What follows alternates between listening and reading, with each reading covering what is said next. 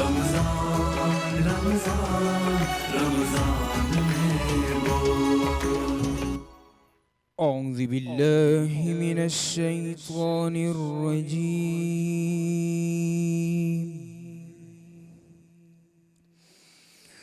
بسم الله الرحمن الرحيم،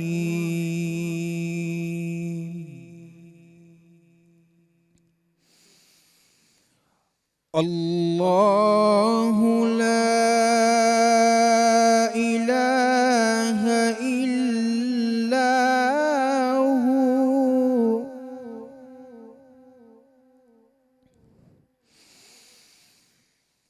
الله لا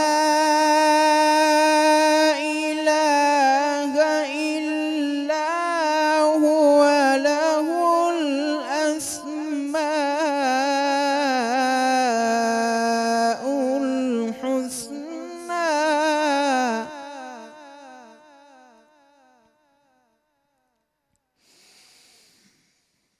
وهل أتاك حديث موسى إذ رأى نارا فقال لأهلهم كثوا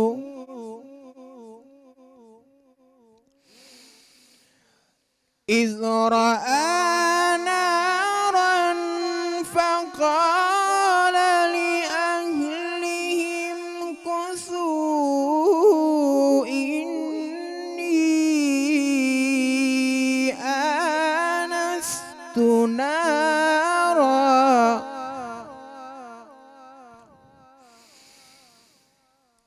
إني آنست نارا لعلي آتيكم منها بقبس أو أجد على النار هدى، فلما أتاها نودي يا موسى، صدق الله العظيم۔ صدق اللہ العظیم۔ السلام علیکم ناظرین کرام، آپ کو خوش آمدید کہتے ہیں۔ رمضان میں بول کی خصوصی رمضان ٹرانسمیشن جاری و ساری ہے، اور افطار آج ہم کرنے جائیں گے انشاءاللہ 12واں روزہ جو ہے وہ جا چکا ہے۔ ایسا لگ رہا تھا جب یہ کرونا کی سچویشن تھی کہ رمضان کیسے گزریں گے، لیکن ہر چیز کا خالق و مالک ایک واحد اللہ ہے، اور اللہ تعالیٰ نے ہر وہ بیماری زمین پر اتاری ہے جس کا علاج بھی اتارا ہے۔ ایسا حدیث پاک میں بھی حضور اکرم صلی اللہ علیہ وسلم نے فرما دیا ہے۔ تو ہمیں اس بیماری سے گھبرانا نہیں ہے، اور جیسے کہ 12 روزے گزرے ہیں اس سے لگ رہا ہے کہ الحمدللہ لوگ اس سے گھبرا نہیں رہے، بلکہ عبادتوں میں لگے ہوئے ہیں اور اللہ کو راضی کرنے میں لگے ہوئے ہیں۔ اللہ پاک ہم سے بھی راضی ہو جائے۔ آپ کو خوش آمدید کہتے ہیں اس ٹرانسمیشن میں۔ میں ہوں آپ کا میزبان فہیم خان، اور میرے ساتھ میرے دو معزز بھائی ججز حضرات، میرے بزرگ اور میرے سینئرز جو ہیں وہ تشریف فرما ہیں، مدثر بھائی اور راحیل بھائی۔ آپ نے خود سے یہ سینئر والا بھی کر دیا ہے، بزرگ والا بھی کر دیا ہے۔ آپ بالکل دونوں بڑے بھائیوں کی طرح ہیں ماشاءاللہ سے میرے، اور سینئر بھی ہیں ہر چیز میں، یہاں پر ججز کے فرائض بھی انجام دے رہے ہیں۔ تول کے بول کی جانب بڑھیں گے مدثر بھائی، لیکن آج کا ٹاپک میں چاہوں گا کہ آپ سے ڈسکس کروں ذرا کہ لوگ مغربی معاشرے میں اسلام کو کہتے ہیں کہ یہ بیکورڈ مذہب ہے، مطلب لوگوں کو ترقی نہیں کرنے دیتا، جبکہ جو سائنس میں ترقی ہوئی ہے، میڈیکل میں ترقی ہوئی ہے، الجبرا میں ترقی ہوئی ہے، وہ سب تو اسلام کی بدولت ہی ہوئی ہے۔ دیکھیں یہ تو بہت ایک واضح سی بات ہے کہ آپ کو 16ویں صدی تک بالکل یورپ جو ہے اس کے بعد ترقی کرتا ہوا نظر آ رہا ہے۔ بالکل، اس سے پہلے 16ویں صدی پہلے تو یورپ کی اپنی، ہم ہالی ووڈ کی موویز میں دیکھ لیتے ہیں کہ ان کی اپنی حالت جو ہے ان کی کیا تھی جب مسلمان پہنچے ہیں وہاں پر، اور اس کے بعد وہ ساری چیزیں آج وہ ہمیں بیکورڈ اس لیے کہہ رہے ہیں کہ شاید ہم وہاں رک گئے 16ویں صدی تک، اور وہ ہمارا علم لے کر آگے پہنچ گئے ہیں اور ہم شاید وہیں رکے ہوئے، اس لیے وہ ہمیں کہہ رہے ہیں ہمیں نو کہ ہمارے مذہب کو یا اسلام کو ہمیں کہہ رہے ہیں کہ ہم بیکورڈ ہو گئے ہیں یا ڈارک ایج میں ہم رکے ہوئے ہیں، تو ایک طرح سے ہم کہہ رہے ہیں کہ ٹھیک ہے ہم لوگوں کے لیے کہ ہم اس ترقی کو اپنے ساتھ نہیں لے کر چل سکے، کہ جو الجبرا تھا، جو فلسفہ تھا خاص طور پر، وہ ہم لے کر آگے نہیں چل سکے، جو تعمیرات کا ایک شعبہ پوری دنیا میں وہ نہیں آ جائے، وہ علی سینا سے آ کر مطلب پوری کی پوری چیزیں آگئی ہیں میڈیکل سائنس میں، لیکن ہم اس کے آگے ایویسینا کے نام سے مشہور کیا ہوا ہے انہوں نے کہ ابن سینا کہہ دیا تو مسلمانوں کا جو ہے وہ تھوڑا سا میچ ہو جائے گا، تو ایویسینا کہہ دو۔ فیلڈ آف اسٹڈی میں نہیں بلکہ جتنی بھی ہم بات کریں، جتنے علوم کی ہم بات کریں، ایسٹرونومی سے لے کے کیمرہ بنانے تک، یہ تمام چیزیں آج ہم انشاءاللہ اسی پر راحیل بھائی جو ہے وہ علماء کرام سے جو ہے وہ رہنمائی حاصل کرتے ہوئے گفتگو کریں گے، اور آج ہم کوشش کریں گے کہ ناظرین ہمارے ٹاپکس کچھ ایسے چوز ہوتے ہیں جو باتیں لوگ نہیں کر رہے، ہمیں مجبوراً وہ باتیں کرنی پڑتی ہیں کیونکہ وہ باتیں لوگ نہیں کر رہے، اس وجہ سے وہ باتیں کرنا بہت ضروری ہوتا ہے۔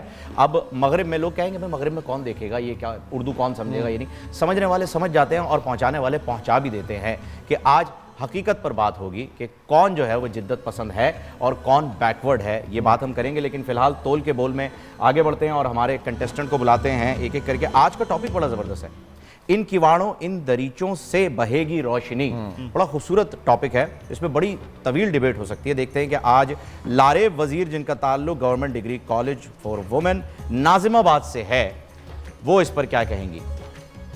لاریب 2.5 منٹ کے بعد ایک بزر بجے گا، وہ وارننگ ہوگی، اس سے پہلے آپ نے اپنی سپیچ ختم نہیں کرنی ورنہ مائنس نمبر جائیں گے، اور اس کے بعد 30 سیکنڈ میں آپ نے اپنی سپیچ کو تمام کرنا ہے۔ آپ تیار ہیں؟ تیار ہیں آپ؟ بسم اللہ کیجیے۔ صدر اعلی وقار، تاریخ گواہ ہے کہ سانحہ علام اور آزمائشوں کی زرخیز زمینوں سے نکلنے والی جذبے اور ہمت کی نمو نے ہمیشہ انقلاب اگائے ہیں، جن کے مہربان سائے تلے صدیوں کا بے کس انسان چین کی سانسیں لیتا رہا، کہ صدر اعلی وقار تقسیم ہند کے نتیجے میں آزاد ہونے والی اس نومولود ریاست کی طرف نظر تو ڈالیے، جسے ورثے میں 60 لاکھ اماولاشوں کی تدفین کا فریضہ، 6 گنا بھاری غنیم دشمن، ٹوٹی پھوٹی معیشت کو چلانے کا ہدف، اور کشمیر جیسا تاریخی گہرا زخم جگر دیا گیا۔ لیکن کون جانتا تھا کہ یہی نومولود ریاست پاکستان دنیا کی 8ویں اور عالم اسلام کی پہلی ایٹمی قوت بن کر پوری دنیا اور عالم اسلام میں اپنا پرچم سربلند کر جائے گی۔ کہ کون جانتا تھا کہ یہی نومولود ریاست پاکستان عارفہ کریم، عبدالقدیر اور عبدالستار ایدی جیسے روشن دماغوں کو جنم دے گی، جو اس مایوس قوم میں ایک نیا جوش اور جذبہ بخشیں گی۔ کہ صدر اعلی وقار، کون جانتا تھا کہ 6 سپتمبر 1965 کو اس کا 6 گنا بھاری غنیم دشمن منہ کی کھا کر اپنا زخم جگر چاٹتا رہ جائے گا۔ کہ کون جانتا تھا کہ جس نے لاہور کے جیم خانے کلب میں شراب پینے کا ارادہ کیا تھا، اسے دہلی کی سڑکوں پر آوزاری کے علاوہ کچھ نہ ملا۔ کہ صدر اعلی وقار، میرا دشمن یہ نہیں جانتا تھا کہ یہ قوم جینے کا ہنر سیکھ چکی ہے، کہ اس قوم کی سرحدوں کی حفاظت کی ذمہ داری ان نوجوانوں کے ہاتھوں میں ہے جو سینوں پر بم باندھ کر دشمنوں کی صفیں چیر کے رکھ دیتے ہیں اور دشمنوں کے ناپاک عزائم کو خاک میں ملا کر یہ پیغام دیا کرتے ہیں، تخت میں سے ایک چنا کرتے ہیں، ہم اگر شان سے دنیا میں جیا کرتے ہیں، توپ کیا چیز ہے، بندوق کسے کہتے ہیں، ہم تو ٹینکوں کی صفیں بھی چیر کے رکھ دیتے ہیں۔ ہم کو ملتا ہے اس وقت سے شہادت کا سبب ماؤں کی گودوں میں جب دودھ پیا کرتے ہیں۔ کہ صدر اعلی وقار، ہم جب یہ قوم اقبال کے افکار لے کر دنیا میں قدم رکھے گی تو مشیقیت میں پلنے والے دماغ اپنی پناہ گاہیں ڈھونڈنے پر مجبور ہو جائیں گے۔ جب فیض کا جذبہ اس قوم کے ذہنوں میں سرائیت کر جائے گا تو اس سیلاب کے آگے سرمایہ دارانہ نظام کے بتکدے تنکوں کے مانند بہہ جائیں گے۔ جب اب ڈاکٹر عبدالقدیر خان کی ذہانت اس قوم کے ذہنوں میں سرائیت کر جائے گی تو تاریخ عالم ہماری داستان فراست کو سنہرے لفظوں میں تحریر کرنے پر مجبور ہو جائیں گے۔ کہ صدر اعلی وقار، آج ہم میں سے ہر ایک شخص موسیٰ کلیم اللہ ہے جو فرعون کے دربار میں حق گوئی کرے گا۔ کہ آج ہم میں سے ہر ایک شخص محمد بن عبداللہ ہے جو کسر و کسریٰ کو منہ کے بل گرائے گا۔ کہ آج ہم میں سے ہر ایک شخص عمر بن خطاب ہے جو انصاف سے انسانیت کی نئی تاریخ رقم کر جائے گا۔ ٹائم آپ بہت بہت شکریہ لارے، بڑی زبردست آپ نے جو ہے اسپیچ کی اور حوالے بھی بہت خوبصورت دیکھے۔ اب دیکھتے ہیں ہمارے جج صاحبان کیا فیصلہ کرتے ہیں۔ Syed Hasnain Akhtar Rizvi N E D سے آپ کا تعلق ہے، 2.5 منٹ میں وارننگ اور 3 منٹ میں سم اپ۔ تیار ہیں آپ؟ بسم اللہ کیجیے۔ یہ داغ داغ اجالا، یہ شب گزیدہ سحر، اس شب دیجور کا فسانہ بیان کرتی ہے جہاں ایک معصوم بچی ہائے بھوک کہتی سسک سسک کر آہیں بھر رہی ہے۔ ایک معصوم بچہ بلک بلک کر اپنی تشنا دہانی کی فریاد کر رہا ہے۔ ماں بال کھولے فرش پہ بیٹھی اپنی غربت کا ماتم کر رہی ہے، اور باپ نظریں پھیر کر اپنی بے چارگی کا اعتراف کر چکا ہے کہ صبح نمودار ہوتی ہے۔ اس غریب خانے کی طویل خاموشی کے باعث اہل محلہ تشویش کی حالت میں گھر کا دروازہ توڑ کر اندر داخل ہوتے ہیں تو ٹین کی چھت سے 4 قحط زدہ جسموں کو لٹکتا دیکھ کر شرم سے سر جھکا دیتے ہیں۔ لیکن صدر ذی وقار ضیائے صبح روشن ان کواڑوں سے داخل ہوتی ہے، دیوار پہ پھیلی مایوسی کو مٹاتی ہے، شرم سے جھکے سروں کو بلند کرتی ہے اور نوید سناتی ہے۔ دل نہ بجھنے دو، ذرا دم بھر کو ٹھہرو، دیکھنا ان کواڑوں ان دریچوں سے بہے گی روشنی۔ جی ہاں صدر علی وقار، یہ شب دیجور صبح جمال کی واضح دلیل ثابت ہوتی ہے کہ اس ظلمت کدے سے اٹھنے والی روشنی شہر کی فصیلوں تلک اجالا کرتی ہے۔ یہی روشنی ظفر عباس کی مانند ارض کراچی سے مثل آفتاب بن کر ابھرتی ہے۔ یہ روشنی ڈاکٹر اسامہ ریاض کی مانند ان تاریک راہوں پہ مثل قندیل بن کر اجالا کرتی ہے۔ یہ روشنی ڈاکٹر عبدالقدیر سومرو کی مانند بحر ظلمات میں غرق ہو کے موج آفتاب کو جنم دیتی ہے۔ اور یہ روشنی تمام پولیس افسران کی مانند اس تاریک آسمان پہ تابندہ ستارہ بن کر چمکتی ہے کہ جو اپنی جان ہتھیلی پہ لیے شہر کی سڑکوں پہ ڈیوٹی دے رہے ہیں۔ اور یہ روشنی ہر اس شخص کے ماتھے سے عیاں ہوتی ہے کہ جو اس مشکل گھڑی میں بھی وطن عزیز کی محبت سے سرشار گھر گھر راشن تقسیم کر رہا ہے، کیونکہ ہم آشفتہ سروں کا ایمان ہے کہ یہ شب تار جاوداں تو نہیں، یہ شب تار جانے والی ہے۔ تابہ تیرگی کے افسانوں صبح نو مسکرانے والی ہے۔ شہر ظلمات کے فسا خانوں، شہر ظلمات کو ثبات نہیں، شہر ظلمات کے فسا خانوں، شہر ظلمات کو ثبات نہیں۔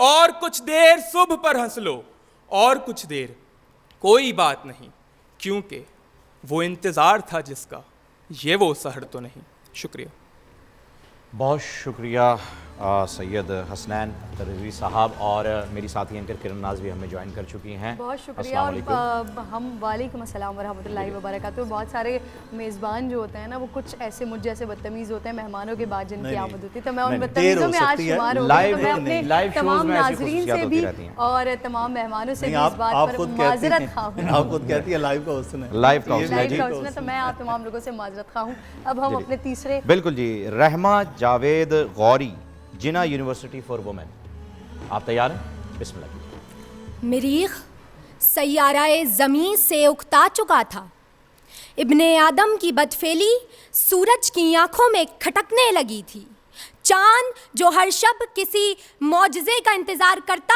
وہ اب مایوسی کا کمبل اوڑے سو چکا تھا۔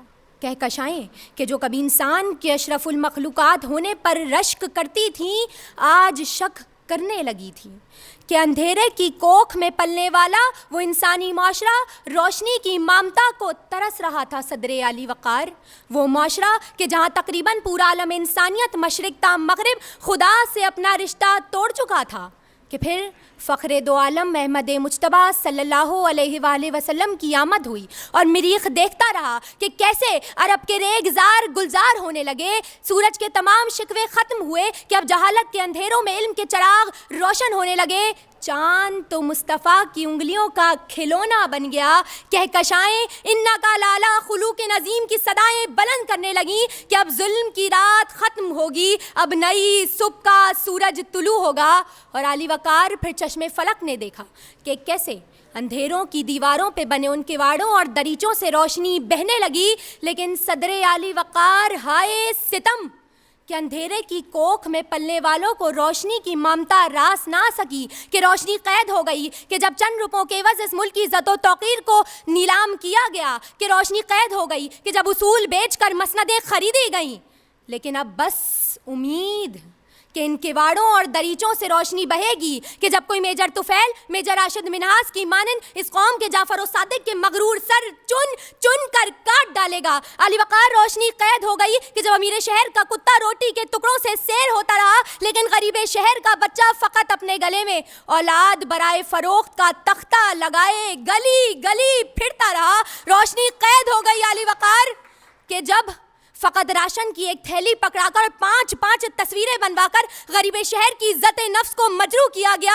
लेकिन अब है उम्मीद कि इन किवाड़ों और दरीचों से कोई एधी कोई सैलानी जैसा इदारा उभरेगा जो रात की तारीकी में राशन की थैली थमाकर रस्म फारूकी अदा करेगा। अली वकार रोशनी कैद हो गई कि जब फ़लस्तीन और बर्मा में नाहक खून बहाया गया। लेकिन अब है उम्मीद कि इन किवाड़ों और दरीचों से कोई बुरहान वानी उठेगा। क्या अब है उम्मीद कि इन किवाड़ों और दरीचों से रोशनी बहेगी कि जब कोई कौम को समझाने वाला मौलाना तारिक जमील उठेगा, कि जब कोई डॉक्टर राबिया तैयब अरफा करीम उठेगी, कि सदर आली वकार जब कोई सिपाही मकबूल हुसैन उठेगा और अपनी कटी ज़ुबान के लहू से दीवार ज़िंदा पे ये लिखेगा कि चिराग कितने जलेंगे तुमसे, चिराग एक तुम जला के देखो नई सहर का। आपका वक्त तमाम हो गया जी, बहुत शुक्रिया। और सिपाही मकबूल हुसैन की जो इन्होंने याद ताज़ा कर दी है उसके लिए मैं ज़ाती तौर पर आपका बड़ा शुक्रगुजार हूँ। बाकी दो हज़रात से भी मैं गुजारिश करूँगा कि आप दोनों भी यहाँ आ जाएँ। और जजेस की जानिब जो है वो अब हमने बढ़ जाना है, लेकिन जजेस की जानिब बढ़ने से पहले जनाब जो आपने आज गुफ्तगू आगाज़ की थी कलामी की माज़रत, जो आपने गुफ्तगू आज जो आप उलमा से बात करने जा रहे हैं, मैं उसको अगर यहाँ थोड़ा जोड़ूँ तो बहुत सारे लोग अक्सर ये भी सवाल करते हैं कि रमज़ान ट्रांसमिशन में फ़न ख़िताबत फ़न मुक़र्रिरी के राउंड्स का क्या मकसद है। बेशक, तो उनके लिए जो लोग नहीं ये इल्म रखते कि ये जो फ़न है ख़िताबत का, ये जो ख़िताबत का फ़न आज़माता है उसको ख़तीब कहते हैं। बिल्कुल, और ये वो फ़न है जो हमें हमारे अंबिया से मीरास की सूरत में मिला।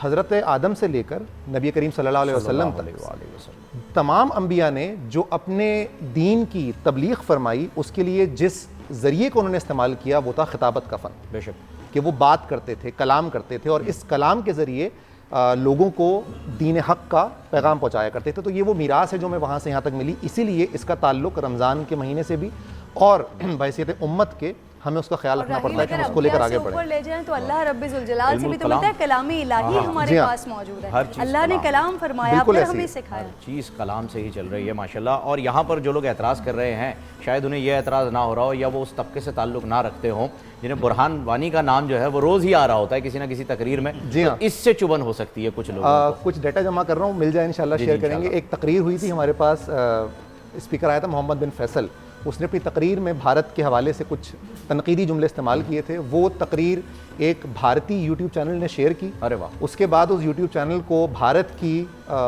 इंटरनल अफेयर्स मिनिस्ट्री ने यूट्यूब चैनल को बैन किया उस तकरीर का हवाला देके कि क्योंकि आपने ये तकरीर पोस्ट की है और उस हमारे स्टूडेंट को, मुकर्रिर को टेररिस्ट लिखा गया। मेरे पास वो स्क्रीनशॉट आ चुके हैं, इंशाल्लाह उसको हम खबर। बड़े फख्र की बात है आपके लिए अगर इस ज़ुमरे में लिखा गया है तो, क्योंकि आपने वहाँ पर दहशत फैलाई है उनके जहनों में। ये बड़ी अच्छी सोच है अल्हम्दुलिल्लाह, क्योंकि हमारे वो तमाम मुजाहिदीन जो इस वक्त दुनिया में हैं या जो दुनिया से जा चुके हैं जिनमें बुरहान वानी का तस्करा भी ज़रूरी है, तो अल्हम्दुलिल्लाह हमारे इन मुजाहिदीन को भी वहाँ पर टेररिस्ट लिखा जाता है। तो अगर यहाँ पे किसी शख्स को टेररिस्ट लिखा जाता है तो फ़ख्र की बात है भाई। बिल्कुल बिल्कुल, लिखने थे। उनके अपने चंद्रशेखर आज़ाद को अंग्रेज टेररिस्ट लिखते थे, तब तो वो कहते थे नहीं जी ये तो आज़ादी के लिए हैं। और आज जैसे हमारा हर दफ़ा राउंड चेंज हो रहा है माशाल्लाह से, जैसे जैसे हम दिन के साथ आगे बढ़े, तो अब गालिबन हमारे साथ एक कंटेस्टेंट आगे जा रहा है, लेकिन आज के लिए हमारे पास इन तमाम के लिए खुशखबरी है, आप आगे जाए ना जाए तोहफा आपके साथ जाए। अरे वाह वाह वाह वाह, चलें, ये बहुत अच्छा है कि तोहफा और दुआएं जो है वो आपके साथ हो जानी चाहिए। अच्छा, आज का मौजू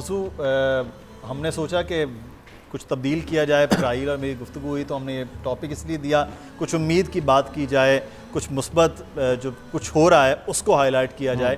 تو ایک تو یہ تھا, یہ ہمارے ایک دوست ہیں, ان کے بھی بڑے اچھے, ہمارے بھی جی ایم شاہ, ان کے ایک شعر کا ایک مصرع ہے, تو جی ایم شاہ صاحب کا بھی شکریہ کہ ان کے شعر ہم نے استعمال کیا, انہوں نے اجازت بھی دی. دوسرا یہ ہے کہ ادھر ان کے شعر کا حق ادا ہوا ہے, حق ادا نہیں, حق ادا ہوا ہے, لیکن ایک شعر ابتدا میں پڑھا گیا ہے پہلی مقررہ نے, تو وہ شعر اس لیے وہ بہت زیادہ غلط ہو گیا. تختہ و تخت میں سے ایک چنا کرتے ہیں, ہم عجب شان سے دنیا میں جیا کرتے ہیں, توپ کیا چیز ہے, بندوق کسے کہتے ہیں, ہم تو ٹینکوں کی صفیں چیر دیا کرتے ہیں, ہم کو اس وقت سے ملتا ہے شہادت کا سبق, ماؤں کی گود میں جب دودھ پیا کرتے ہیں. تو شعر اس طرح سے تھا, آپ نے اس کو کچھ الفاظ اس میں الٹ پھیر ہو گئی اس کے اندر, تو یہ ذرا رہ گئی, اور کچھ پھر جب ہوتا ہے تو پھر اس کا کچھ تلفظ کی غلطیاں بھی ہوئیں, لیکن میں سمجھتا ہوں جو آج تینوں مقررین نے جو ایک ڈیکلیمیشن جس کا ہم بار بار ذکر کرتے ہیں اس کا حق ادا ہوا.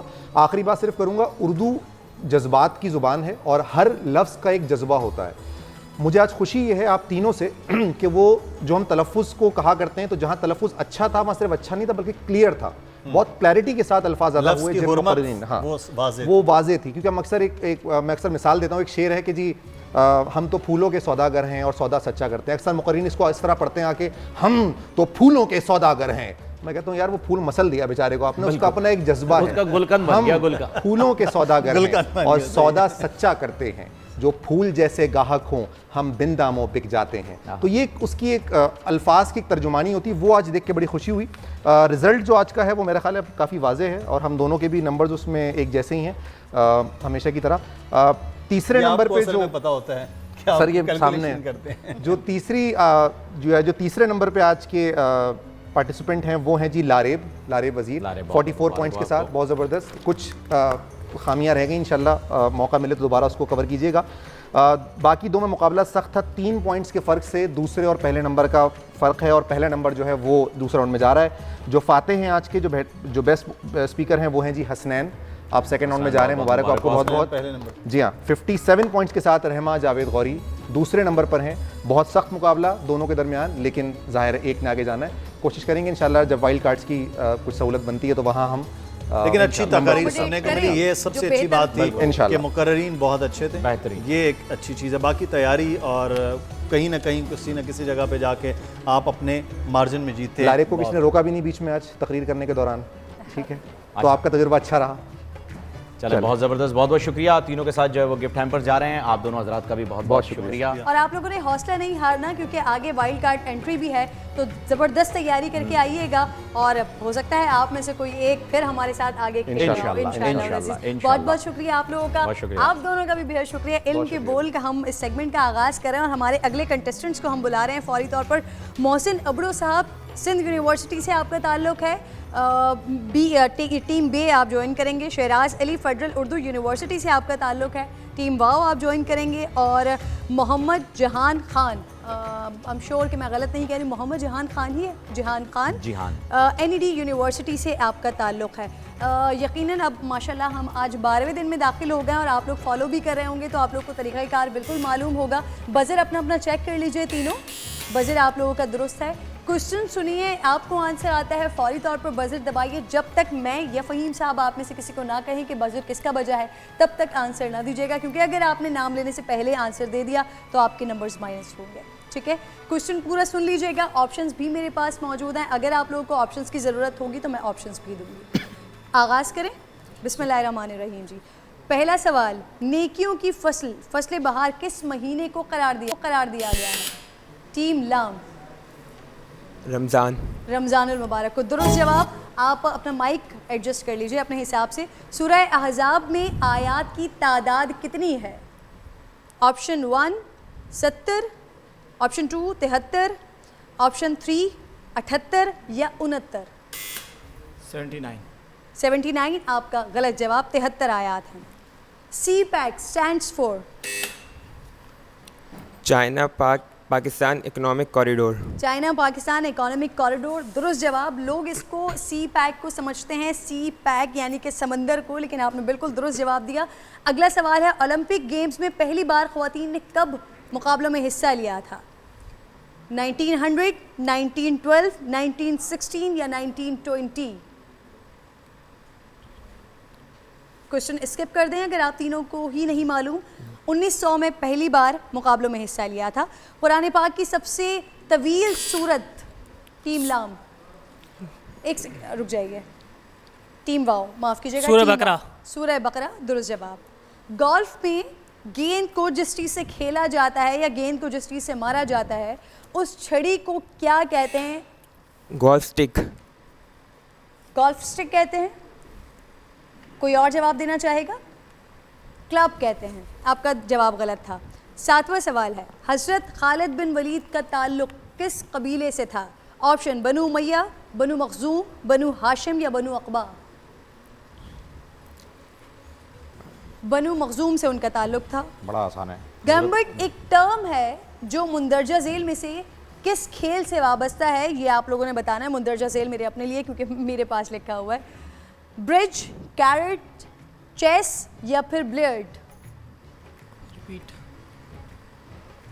آگے بڑھ جائیں. آج آپ لوگ تیاری کے ساتھ نہیں ریپیٹ کر دیے گا کوشچن ریپیٹ کر دوں. گیمبٹ ایک ٹرم ہے جو کھیل کے لیے استعمال کی جاتی ہے. برج، کیرٹ، چیس یا پھر بلیئرڈ. آگے بڑھ جاتے ہیں. چیس کے لیے یہ ٹرم استعمال کی جاتی ہے. ساقی زمزم کس کو کہا جاتا ہے؟ بڑا ہی آسان اور بڑا خوبصورت سوال کہ ہمیں تاریخ میں بھی بڑی مزیدار زبردست چیزیں ملتی ہیں اس حوالے سے جو ایمان کو تازہ کر دیتی ہیں. حضرت عباس رضی اللہ تعالیٰ عنہ، حضرت ابو بکر صدیق رضی اللہ تعالیٰ عنہ یا حضرت علی کرم اللہ وجہ؟ حضرت عباس رضی اللہ تعالیٰ. حضرت عباس رضی اللہ تعالیٰ عنہ درست جواب. حجر اسود کو چومنا کیا کہلاتا ہے؟ صحیح، استلام، رمی. کیا کہلاتا ہے؟ اصلاح. سیکنڈ آپشن نہیں، استلام کہلاتا ہے. لیکن آپ کا جواب ہم اس کو درست کنسیڈر کرتے ہیں. چلیں جی یہ راؤنڈ تو ختم ہوا اور اس سے پہلے کہ ہمارے پاس رزلٹ آئے ہم بس بڑھ جاتے ہیں. بالکل جی بزر راؤنڈ کی طرف بڑھتے ہیں اور بزر میں آپ کے پاس ہے 1 منٹ. 1 منٹ میں آپ نے جواب دینا ہے. اگر جواب نہیں آتا پاس کر دیجیے گا. ٹھیک ہے جی. ٹیم اور لام سے آج وہ ساقی زمزم کے بارے میں حضرت عباس کو جو کہا جاتا ہے وہ انشاءاللہ علماء کرام سے یہ قصہ بھی سنیں گے. یہ قصہ بھی ضرور سنیں گے. بڑا ہی خوبصورت قصہ آ گیا. اور بنو مخزوم والا جو تھا وہ بڑا ہی آسان اس وجہ سے میں کہنا چاہ رہا تھا کہہ نہیں پایا. انٹرپٹ کرنا مناسب نہیں لگا کیونکہ حضرت عمر فاروق رضی اللہ تعالیٰ عنہ بھی اسی قبیلے سے تعلق رکھتے ہیں. رشتہ دار تھے دونوں. تیار ہیں جی ٹیم لام؟ آپ سے شروعات ہوگی. آپ کا وقت شروع ہوتا ہے اب. زکوٰۃ کے لفظی معنی کیا ہے؟ پاک کرنے کے. بالکل صحیح. مصر کے دارالحکومت کا نام بتائیے. پاس. قاہرہ. آپ صلی اللہ علیہ وآلہ وسلم نے کتنے سال تبلیغ کی؟ پاس. 23. ملالہ یوسفزئی کو کس سن میں نوبیل پرائز نوازا گیا؟ 2017. 2017. 2017. 2014. وسیم اکرم نے کس ملک کی خاتون سے شادی کی ہے؟ آسٹریلیا. بالکل صحیح. طوطے کی اوسطاً عمر کتنی ہوتی ہے؟ پاس. 100 سال. خانہ کعبہ سے پہلے مسلمانوں کا قبلہ کون سا تھا؟ بیت المقدس. صحیح جواب. اسلامی دنیا کا سب سے بڑا ڈیم کون سا ہے؟ پاس. تربیلا. دنیا میں سب سے زیادہ آئس کریم کس ملک میں کھائی جاتی ہے؟ پاس. New Zealand. دلہن، دولہا اور شادی کو انگریزی میں کیا کہتے ہیں؟ میرج. دلہن، دولہا اور شادی یہ 3 الگ الگ لفظ ہیں. برائڈ، گروم اور ویڈنگ. بالکل صحیح. Wedding, marriage. کھانے کی کون سی گوشت میں سب سے زیادہ آئرن پایا جاتا ہے؟ لیکن اس کا جواب گائے. دے سکتے ہیں کیونکہ وقت ختم ہو گیا. وقت ختم ہو چکا ہے. کس میں ویسے آپ نے کیا کہا؟ گائے کا گوشت. گائے کے گوشت میں جواب بھی غلط ہی تھا. ڈک، بطخ کے گوشت میں سب سے زیادہ آئرن اچھا بطخ کا گوشت کھایا جاتا ہے؟ ہاں ہاں حلال ہے. اچھا جی جی بالکل. اب ہیں جی بے ٹیم بے. اقوام متحدہ کا قیام کس ملک میں عمل میں آیا؟ اقوام متحدہ کہاں پر جو ہے وہ بنا؟ امریکہ. امریکہ صحیح جواب. مائک کے قریب ہو جائیں. ایمان کی صفات کتنی اور کون سی ہیں؟ ایمان کی صفات 4. ایمان کی صفات پاس 2 ہیں جی. ایمان مفصل اور ایمان مجمل. اچھا. جنت البقیع کہاں واقع ہے؟ مدینہ پاک میں. مدینہ میں صحیح جواب. کس صحابی نے سب سے پہلے قرآن پاک حفظ کیا؟ حضرت عثمان بن عفان. بالکل صحیح جواب. قرآن مجید میں پہلا سجدہ تلاوت کون سے پارے میں ہے؟ سورہ نواں پارہ. نواں پارہ صحیح جواب. آپ صلی اللہ علیہ وآلہ وسلم پر کون سی مکمل سورت نازل ہوئی؟ مکمل سورت کون سی نازل ہوئی؟ سورہ فاتحہ. سورہ فاتحہ صحیح جواب. انسانوں کی ہدایت اور رہنمائی کے لیے اللہ تعالیٰ نے کس شخصیت کو سب سے پہلے متعین کیا؟ حضرت آدم علیہ السلام. بالکل صحیح جواب. امریکہ کا قومی قبرستان کہاں واقع ہے؟ واشنگٹن. بالکل صحیح. ٹائم اپ ہو گیا ہے. بہت زبردست جواب ملے ہیں بھائی ٹیم بے کی جانب سے. اب دیکھتے ہیں ٹیم واو انہیں ٹف ٹائم دے پاتے ہیں یا نہیں. تیار ہیں جی آپ؟ 1 منٹ کا ٹائم آپ کا اور شروع ہوتا ہے اب. وہ کون سی قوم ہے جس کو اللہ تعالیٰ نے قرآن مجید میں سب سے زیادہ نافرمان قرار دیا ہے؟ کافر. پاس. بنی اسرائیل. بنی اسرائیل قوم کا پوچھا گیا ہے. پاکستان میں سب سے کم شہری آبادی والا علاقہ کون سا ہے؟ جہلم. فاٹا. چینی کس فصل سے تیار ہوتی ہے؟ پاس. گنا، شوگر کین. قرآن مجید میں پہلی وحی کس پہاڑ پر نازل ہوئی؟ غار ہرا. ہاں جی، غار ہرا بالکل. فیفا ورلڈ کپ 2018 کس ملک میں منعقد کیا گیا تھا؟ جاپان. رشیا. نماز میں الحمدللہ سے پہلے بسم اللہ پڑھنا سنت ہے یا فرض ہے؟ سنت. صحیح جواب. سورہ اخلاص کی آیات کتنی ہیں؟ 4. صحیح جواب. بی ایڈ کی ڈگری کا فل فارم کیا ہے؟ کس کی sir? Repeat. B Ed. Pass. B Ed bachelor of education. بتائیے سفید ہاتھی سب سے زیادہ کس ملک میں پائے جاتے ہیں؟ Thailand. بالکل صحیح جواب اور ٹائم اپ ہو گیا ہے. آپ نے کوشش بڑی کی لیکن ہو نہیں پایا. ٹیمپو پکڑا ویسے ہی ٹائم اپ ہو گیا. ٹیمپو پکڑتے ہی جو ہے وہ آپ نے کوشش اچھی کی. گفٹ جو ہے وہ آج ایک ہی ونر کے ساتھ جائے گا. ایسا نہیں ہے جیسے تقریر کرنے والوں کو ہم نے سب کو دے دیا. آپ میں سے صرف ونر کو ملے گا. ٹھیک ہے جی، کیونکہ انہوں نے برابری کی کوشش کی تھی. آپ لوگوں نے بزر میں جو ہے وہ تھوڑی کوتاہی برتی ہے. تو دیکھتے ہیں رزلٹ جو ہے وہ ابھی آپ کا کیلکولیٹ ہو رہا ہے. لیکن رزلٹ جو بھی ہو کوشش کرتے رہیں، پڑھتے رہیں. ماشاءاللہ یہ بڑی اچھی بات ہے کہ آپ لوگوں کو ان سوالوں کے جواب بھی موجود ہیں جن کے جواب مجھے اس میں سے پڑھنے پڑ رہے تھے. تو مجھ سے تو بہت ہی زیادہ جانتے ہیں اور کوشش کرتے رہیں. انشاءاللہ اللہ تعالیٰ نے چاہا تو بہت اور آگے آج جائیں کے گے. ونر 2 میں ٹائی ہے بھائی. ٹیم بے اور ٹیم لام 60 پوائنٹس کے ساتھ اور ٹیم واو آپ پیچھے رہ گئے ہیں 50 پوائنٹس کے ساتھ. تو اب اس میں کیا کیا جائے گا؟ 2 ونرز ہیں ہمارے پاس. 2 آگے جائیں گے. یقیناً 2 ونرز آگے جائیں گے اور 2 گفٹ ہیمپر جائیں گے. 2 گفٹ ہیمپر جائیں گے. آپ کی دعا قبول ہو گئی لگ رہا ہے. آپ لوگوں کا آپ لوگ اپنی نشست پہ جائیے. اچھا بھائی دونوں سے ایک سوال ہوگا. ہاں جی ایک چلیں یہ اچھا ہے. جی ایک سوال دونوں سے ہوگا اور اس پہ آپ کر لیجیے. ٹھیک ہے ہم ایک کوشچن کے ساتھ ہی پھر ریزلٹ ونر اناؤنس ہو جائے گا. بزر راؤنڈ ہے یہ. ٹیم بے اور ٹیم لام آپ دونوں سے ہے. ارینا کس کھیل کے میدان کا خاص نام ہے؟ ریسلنگ، کرکٹ یا اسکیٹنگ؟ اسکیٹنگ. غلط جواب. تو پھر ونر ڈیسائیڈ ہو گیا ہمارا. ونر ڈیسائیڈ ہو گیا. آپ کو جواب آتا ہے؟ آپ کو جواب آتا ہے؟ آپ کو بھی نہیں آتا لیکن غلط جواب دے کے مائنس پوائنٹس لے لیے انہوں نے. ایک اور کوشچن کر لیتے ہیں. پہلی جنگ عظیم کس نے جیتی ہے؟ آپشن دے دیتی ہوں. یو ایس اے، یو کے اینڈ جرمنی، آسٹریلیا، یو کے and Germany, U S A, you کے اینڈ فرانس یا ہنگری، یو کے اینڈ جرمنی. پہلی جنگ عظیم کس نے جیتی؟ تینوں کو گھر بھیجیں آج. بھئی یہ ڈیسائیڈ نہیں ہو پا رہا ہے. یو کے اینڈ فرانس. ہمارے پاس ونر بے آ چکا ہے کیونکہ اب ہمیں بریک پہ بھی جانا ہے. آپ نے غلط جواب دے دیا، آپ کے پوائنٹس مائنس ہو گئے. بزر راؤنڈ میں مائنس پوائنٹس بھی رکھے ہوئے ہیں نا، تو آپ کے پوائنٹس مائنس ہو گئے. ٹیم بے کے ساتھ جو ہے وہ گفٹ ہیمپر جائے گا اور ایک ہی جائے گا. ٹھیک ہے جی، بہت بہت مبارک ہو آپ کو. ناظرین ہم لے رہے ہیں ایک وقفے کے بعد جب حاضر ہوں گے تو عالم کے بول میں آپ سے گفتگو ہوگی اور علماء کرام ہمارے ساتھ ہوں گے. اجازت دیجیے گا. رمضان رمضان رمضان میں بول.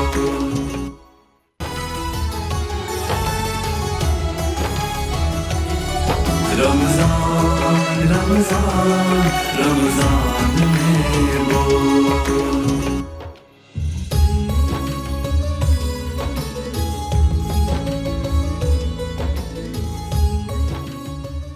السلام علیکم ورحمۃ اللہ وبرکاتہ. ناظرین گرامی ایک بار پھر آپ لوگوں کی خدمت میں حاضر ہیں رمضان المبارک کی خصوصی نشریات کے ساتھ. اور الحمدللہ بہت بہت بہت اللہ رب العزت کا کرم ہے ہم پر کہ یہ خوبصورت ساعتیں ہمیں ملی ہوئی ہیں اور اس کے ساتھ ساتھ یہ علماء کرام کی موجودگی میں روزانہ کی بنیاد پر ہمارا سیکھنے کا عمل الحمدللہ جاری ہے. اور آج بھی ایک خوبصورت ٹاپک ہم لے کر بیٹھے ہوئے ہیں جس پر ڈسکس کریں گے اور بہت ساری ایسی چیزیں جو ذہنوں میں فطور طاری کرتی ہیں اس کو انشاءاللہ العزیز آج کی گفتگو سے ہم کم کرنے کی کوشش کریں گے. اپنی اور ہمارے دیکھنے والوں کی اصلاح کرنے کی کوشش کریں گے. قرآن پاک میں اللہ رب العزت فرماتے ہیں بے شک آسمانوں اور زمینوں کی پیدائش اور رات اور دن کے بدل بدل کر آنے جانے میں عقل والوں کے لیے نشانیاں ہیں. جو کھڑے اور بیٹھے اور لیٹے اللہ کو یاد کرتے اور آسمان اور زمین کی پیدائش میں غور کرتے ہیں کہ اے پروردگار تو نے اس مخلوق کو بے فائدہ پیدا نہیں کیا، تو پاک ہے، تو قیامت کے دن ہمیں دوزخ کے عذاب سے بچا لے۔ یہ آیت کریمہ جو میں نے آپ کو سنائی ہے قرآن پاک کی، یہ علماء کرام سے ہم اس کی تفصیل جانیں گے۔ سورہ آل عمران میں 190 اور 191 یہ آیت ہے، یعنی قرآن پاک میں اللہ رب العزت پکار کر یہ فرماتا ہے، یہ کہتا ہے کہ عقل اپنی استعمال کرو، آسمان سے زمین تک جو بھی کچھ ہے وہ اس مخلوق کے لیے ہے، بس ہمیں اپنی عقل کو استعمال کرنا ہے۔ اور پھر جب بات آتی ہے جدت کی، رہنمائی کی، تو اسلام کے آغاز سے لے کر آخرت تک، یعنی کہ جو جینے کا دن ہے جب آپ پیدا ہوتے ہیں اس دن سے لے کر موت تک، سب کچھ اسلام کے اندر، سب کچھ دین اسلام کے اندر موجود ہے، صرف ہمیں اپنی عقل کو استعمال کرنا ہے۔ اور اگر دین اسلام میں جدت نہ ہوتی تو انبیاء کرام اس پر کام نہ کرے ہوتے، انبیاء کے دور سے اس کا آغاز نہ ہو رہا ہوتا۔ بہت خوبصورت آپ نے بات کر کے شروعات کی ہے اس ٹاپک کی، لیکن میں مفتیان کرام سے اجازت چاہوں گا۔ مفتی ابراہیم صاحب یہاں پر موجود ہیں، علامہ امین شہیدی صاحب موجود ہیں، پروفیسر یونس صاحب موجود ہیں اور مولانا ولی مظفر خان صاحب موجود ہیں۔ آپ کی اجازت سے میں کچھ باتیں، ہم اسلام کی تو بات کرتے ہیں لیکن یہ سوال اٹھاتا کون ہے؟ وہ ویسٹ اٹھاتا ہے جو اپنے نام کے آگے وائلڈ لگانا فخر محسوس کرتا ہے۔ اس ویسٹ کی میں کچھ باتیں جو ہے وہ آپ کے سامنے لانا چاہوں گا، ناظرین کے سامنے لانا چاہوں گا کہ یہ ویسٹ کتنا جدید ہے، کتنا ماڈرنائزیشن کو پسند کرتا ہے۔ یہ اسلام پر الزام لگا دیتے ہیں نا کہ یہاں پر تو جی ماڈرنائزیشن کو بہت ہی برا سمجھا جاتا ہے۔ ویسٹ کی پہلے حقیقت دیکھ لیجئے کہ 1517 میں مارٹن لوتھر نامی جو شخص تھا اسے پوپ نے نکال دیا چرچ سے، اور اس وجہ سے نکالا کیونکہ پوپ جو ہے چرچ میں بیٹھ کے جنت کی زمین معاوضہ لے کر فروخت کیا کرتا تھا۔ مارٹن لوتھر اس وقت بازار میں جاتا ہے اور وہ کہتا ہے کہ میرے پاس جہنم کی زمین ہے، مجھ سے خرید لو تاکہ تمہیں جنت کی زمین خریدنے کی ضرورت ہی نہ پڑے، میں کم پیسوں میں دے رہا ہوں۔ یہاں سے جو ہے وہ آپ کی سوچ کی شروعات ہوتی ہے، اور اس کے ٹھیک 20 سال کے بعد ولیم نامی ایک شخص جو کہ بائبل کا پہلی مرتبہ ترجمہ کرتا ہے انگریزی زبان میں، جسے قتل کروا دیا جاتا ہے کہ بھائی یہ کیا کر دیا، یہ تو تم نے سب کو بتا دیا کیا لکھا ہے بائبل میں، اب کیا ہوگا، ہم جو بتا رہے تھے ہماری تو دکانیں ہی بند ہو گئی ساری۔ اس شخص کو قتل کروا دیا جاتا ہے اور یہ بات کرتے ہیں کہ ہم بیکورڈ ہیں، مسلمان بحیثیت مسلمان، ہم میں جدت کا شوق نہیں ہے، سوچ نہیں ہے۔ ٹھیک ہے، مان لی آپ کی بات۔ تو جنہیں آپ ایویسینا کہتے ہیں بڑے فخر سے، وہ کون ہیں؟ کیا وہ ابن سینا نہیں ہے؟ کیا انہوں نے آپ کو میڈیسن کی فیلڈ میں آپ کو ترقی، آج جہاں آپ کھڑے ہیں کیا اس کا باعث ابن سینا نہیں ہے؟ کیا آپ نے یہ جو الجبرا کے فادر ہمارے پاس کیا وہ موجود نہیں ہے؟ کیا ہمارے پاس ابن الہیشم موجود نہیں ہے جن کے جانے کے 300 سال کے بعد راجر بیکن جو ہے وہ سائنس کا فادر آف سائنس یہ ٹائٹل لے کر آیا ہے 300 سال کے بعد، اور وہ یہ کہتا ہے کہ اگر ابن الہیشم نہیں ہوتے تو میں اپنی اس تحقیق تک نہیں پہنچتا۔ یہ اس کے اپنے جملے ہیں، ہمارے کہے ہوئے نہیں ہیں بھائی، آپ پڑھ لیں۔ بغداد شہر ہاؤس آف وزڈم کہلاتا تھا، آپ کے گورے ہی کہا کرتے تھے، اور بغداد کا تو سب نے سنا ہوا ہے، منگول نے آ کے جو ہے اسے کتابیں اتنی جلا دی کتابیں کہ اس کی سیاہی کی وجہ سے سمندر سے آپ پانی تک نہیں دریاؤں سے پی سکتے تھے، اتنی سیاہی بہہ گئی۔ اس کے بعد قرطبہ ایک شہر جس کا تذکرہ بڑا کم کیا جاتا ہے، وہ مسلمانوں کا اسپین کہلاتا ہے۔ 1000 صدی میں، جب یہ 1000 سن کا بات کیا ہے، آج سے تقریباً 1000 سال پہلے، وہاں کی ثقافت دیکھیے، خوبصورتی دیکھیے، لوگ وہاں پر گھومنے کے لیے آتے تھے، سیر و تفریح کے لیے آتے تھے، علم کے لیے آتے تھے۔ 3000 مسجدیں وہاں پر واقع ہیں، 18000 مکان وہاں پر واقع ہیں، 5 لاکھ سے زیادہ لوگ آبادی رکھتے ہیں وہاں پر، اتنا بڑا شہر ہے۔ وہاں انگلینڈ کا کنگ وہاں کے گورنر کو یہ خط لکھتا ہے، یہ موجود ہے کہ میری بیٹی وہاں پڑھنے آنا چاہتی ہے، کیا اجازت ہے؟ یہ بالکل بے شک یہی نام تھا ان کا، انہیں لکھا گیا، تاریخی اوراق میں موجود ہے، اور ہمیں کہا جا رہا ہے مطلب کہ ٹھیک ہے بحیثیت مسلمان ہم ان 400 سالوں میں آپ سے زیادہ ترقی نہیں کر پائے، ہم پیچھے گئے، لیکن اس کی وجہ بھی تو آپ ہی ہیں۔ اب علامہ صاحب میرا سوال یہاں پر یہی کھڑا ہوتا ہے، ایک ورڈ لے لیجیے صرف کہ آپ نے بھی جو ترقی کی ہے وہ ہمارے ہی لوگوں کے نقش قدم پر، جتنے بھی حوالے دیے یہ یہی تو ہیں جن کو آپ سن رہے ہیں ابھی، جن میں شرم محسوس کرتے ہیں، مطلب ایویسینا کہہ کے مخاطب کرتے ہیں علامہ صاحب۔ یہ ساری باتیں سننے کے بعد جب ہمیں بیکورڈ کہا جاتا ہے تو اس سوچ پہ کیا کیا جائے؟ بسم اللہ الرحمن الرحیم۔ آپ کا موضوع بڑا دلچسپ ہے اور ٹائم بہت کم ہے، ٹھیک ہے، اتنے بڑے موضوع کے لیے ٹائم بھی اسی حساب سے وسیع ہونا چاہیے تاکہ ہر شخص اپنے تجربات، مشاہدات، علم اور فکر کا اظہار کر سکے۔ یہ آپ کی ریکویسٹ ہم سلمان صاحب اور شاہزیب صاحب سے اور میں شرمندہ ہوں کہ میں نے اتنی لمبی تمہید جو ہے وہ باندھی، لیکن کچھ واقعے تھے جو میرے ذہن میں تھے. اللہ خوش رکھے آپ کو. بہرحال جن دوستوں نے اس موضوع کا انتخاب کیا ان کو بھی مبارکباد پیش کرتا ہوں. دیکھیے اسلام اور مسلمان، کرسچینٹی اور کرسچنز دو الگ الگ مقولے ہیں. میں اس کو تعصب کے آئینے میں اسی لیے نہیں دیکھنا چاہ رہا. ٹھیک، جب ہم کہتے ہیں اسلام تو وہ کوئی اور چیز ہے، مسلمان تو وہ کوئی اور چیز ہے. جب ہم اسلام کی بات کرتے ہیں تو اسلام کا آغاز اقرا سے ہوتا ہے، بے شک پڑھنے سے. حکم پڑھنے کا آیا ہے. پڑھنا کس چیز کی علامت ہے؟ شعور انسانی کو بلند کرنے کا رستہ ہے، شعور انسانی کو. اور علم وہ ہے جس کے بارے میں اس دین کے اس بانی نے، جس کو خاتم النبیین کہا جاتا ہے، اپنے کلام میں فرمایا کہ اطلب العلم ولو بالصین. تو جب علم حاصل کرو چاہے اس کے لیے تمہیں چین جانا پڑ جائے. تو 1500 سال پہلے چین میں دین نہیں بڑھتا تھا، علم، تہذیب اور تمدن. اور علم کے بارے میں مولا علی کا فرمان ہے کہ العلم ضالۃ المؤمن، علم جو ہے مومن کی گمشدہ میراث ہے، اس لیے جہاں پر بھی جاؤ اس کو پکڑ لو. تو گویا جس دین کی ہم من حیث اسلام بات کر رہے ہیں وہ علم کا بانی دین بھی ہے، مروج دین بھی ہے. دوسری بات، اس دین کی جو بنیادی کتاب ہے وہ قرآن کریم ہے، اور قرآن کریم میں تقلید پر نہیں بلکہ تعقل پر سب سے زیادہ زور ہے. سب سے زیادہ آپ کو جو آیتیں قرآن کریم میں ملتی ہیں وہ ہیں افلا تعقلون، افلا تتفکرون، افلا تتدبرون. یعنی تدبر کرو، تعقل کرو، تفکر کرو، عقل استعمال کرو. عقل کا تعلق علم سے ہے. جیسے جیسے انسان میں ان چیزوں میں گہرائی آتی ہے اس کا ویژن بڑھتا چلا جاتا ہے. تو اس لیے اسلام کی جب بات آئے گی تو پھر اسلام خود علم کا نام ہے، معرفت کا نام ہے، شعور کا نام ہے.